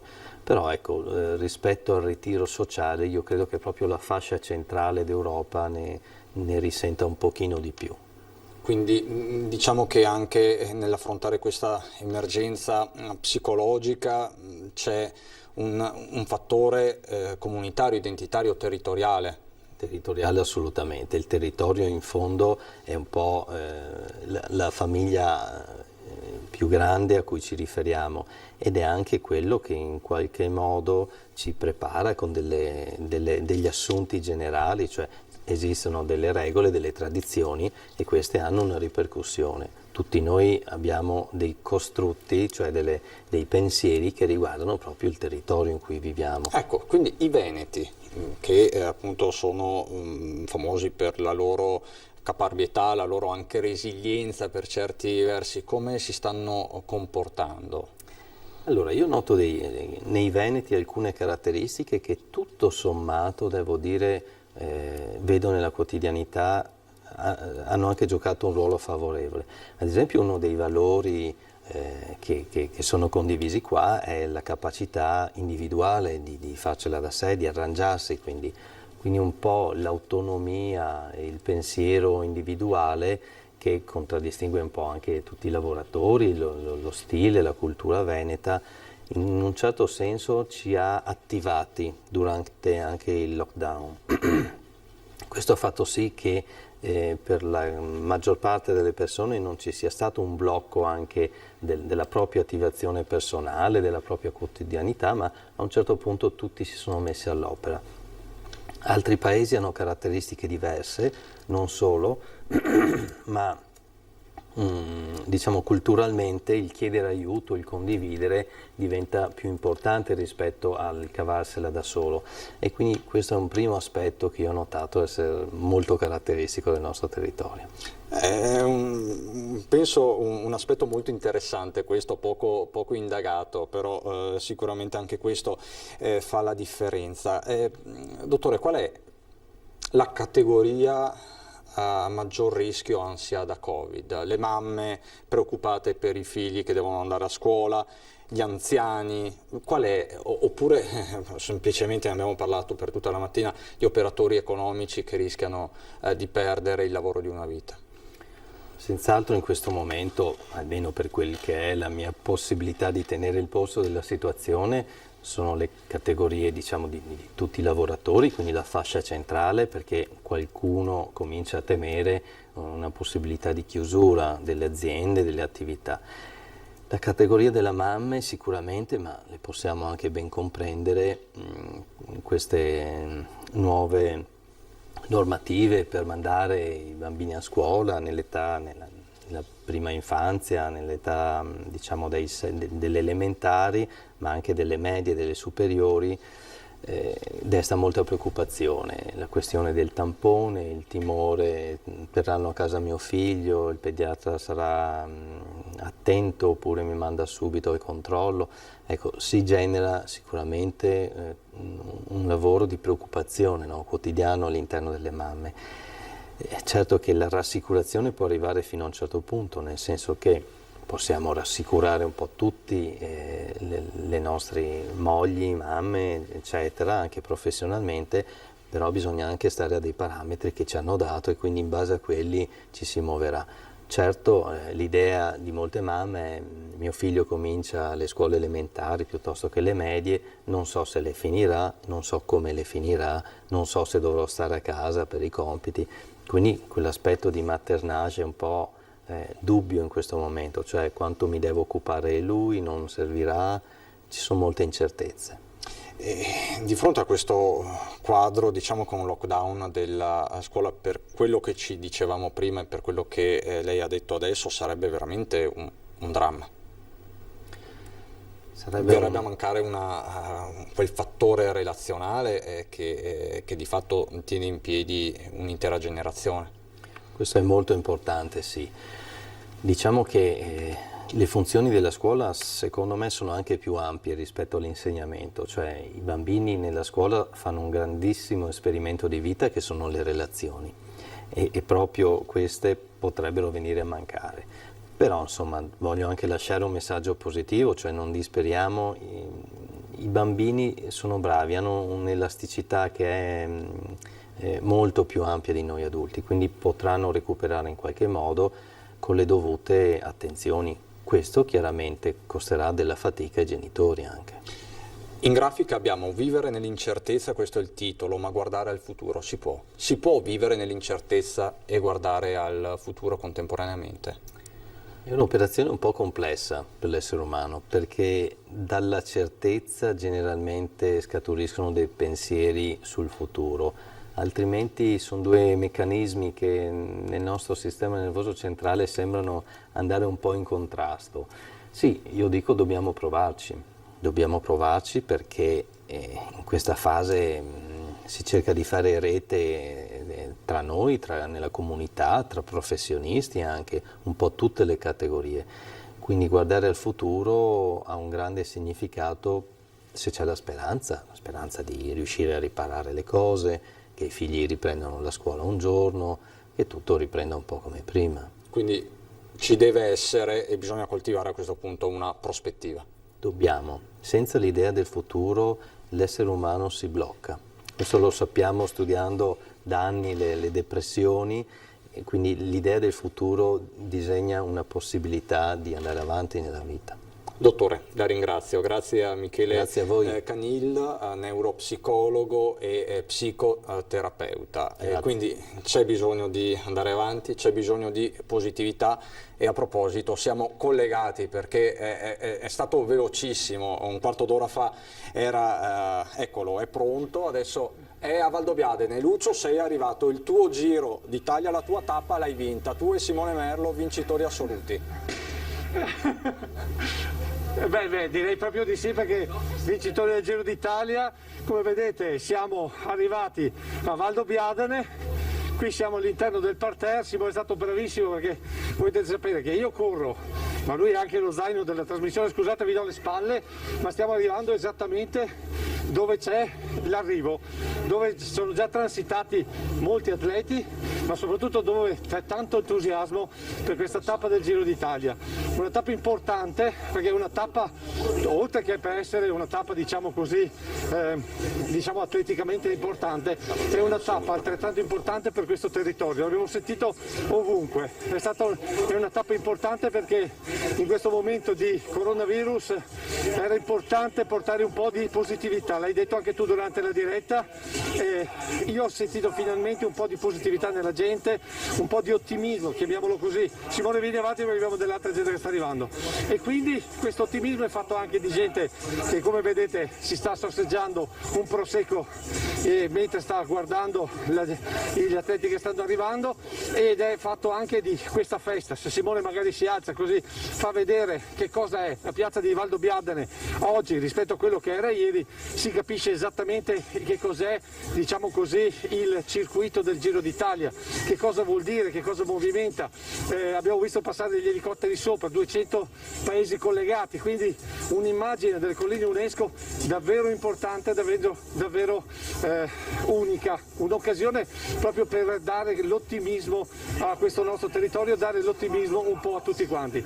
Io sto cercando di capire se riusciamo anche a contattare il sindaco fregonese, il sindaco di Valdobbiadene, perché è una tappa che ho voluto fortemente, proprio quella del sindaco di Valdobbiadene, perché secondo me in questo Giro d'Italia, in questa tappa, è vero ci sarà un vincitore, ma il vero vincitore siamo tutti noi, il vero vincitore sono tutti i veneti, tutti i trevigiani, tutti i cittadini che si sono assiepati lungo questa strada, questi 34 chilometri. Adesso vediamo se ci fanno passare, se c'è il nostro Daniele Colatuzzo, infaticabile producer di questa puntata, permesso. Dove trovo il sindaco? L'hai trovato? Niente, non da... Allora io, guarda, Cristian, so che sta per chiudere, l'ultima immagine te la vorrei dare con questo territorio, con questa situazione, con questa grande festa che è la festa del Giro d'Italia, ma è soprattutto la festa dei Veneti, la festa dei Trevigiani, la festa delle colline UNESCO. Ovviamente noi il resto lo racconteremo questa sera durante il telegiornale, durante i telegiornali di Antena 3, durante il telegiornale delle 19:30, e io direi che potremo chiudere qui i nostri collegamenti. La nostra tappa l'abbiamo fatta, a te la linea. Lucio, grandissimi, e Lucio Zanato e Simone Merlo. Se fossi là vi lancerei una borraccia come consuetudine nel Giro d'Italia.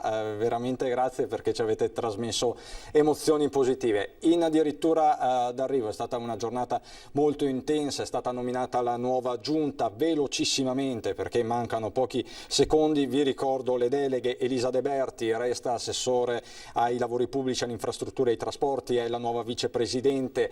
Giampaolo Bottaccina, protezione civile e ambiente, anche lui resta anche Federico Canera, il turismo e i fondi comunitari, poi Cristiano Corazzari alla cultura cacciapesca, Elena Donazzan formazione, istruzione e lavoro, Manuela Lanzarin sanità e servizi sociali, Roberto Marcato sviluppo economico. Tutte riconferme, c'è solo una new entry, è quella costituita da Francesco Calzavara, che di fatto diventa assessore al bilancio, già sindaco di Jesolo dal 2002 al 2012. Questo mentre il virus comunque continua a galoppare in termini epidemiologici, 520 i contagi nella notte in tutto il Veneto, con il picco di Treviso 169, terapie intensive che però crescono soltanto di una unità, da 49 a 50. Anche questo è un dato che va sottolineato e rimarcato. Tutti gli aggiornamenti questa sera a partire dalle 18:30 nel corso dei nostri telegiornali serali. Ringrazio tutti voi per l'attenzione, per questa lunga maratona. Ringrazio dalla regia Alessandro Granziera e Italo Morao. È tutto per il momento, buon proseguimento di pomeriggio.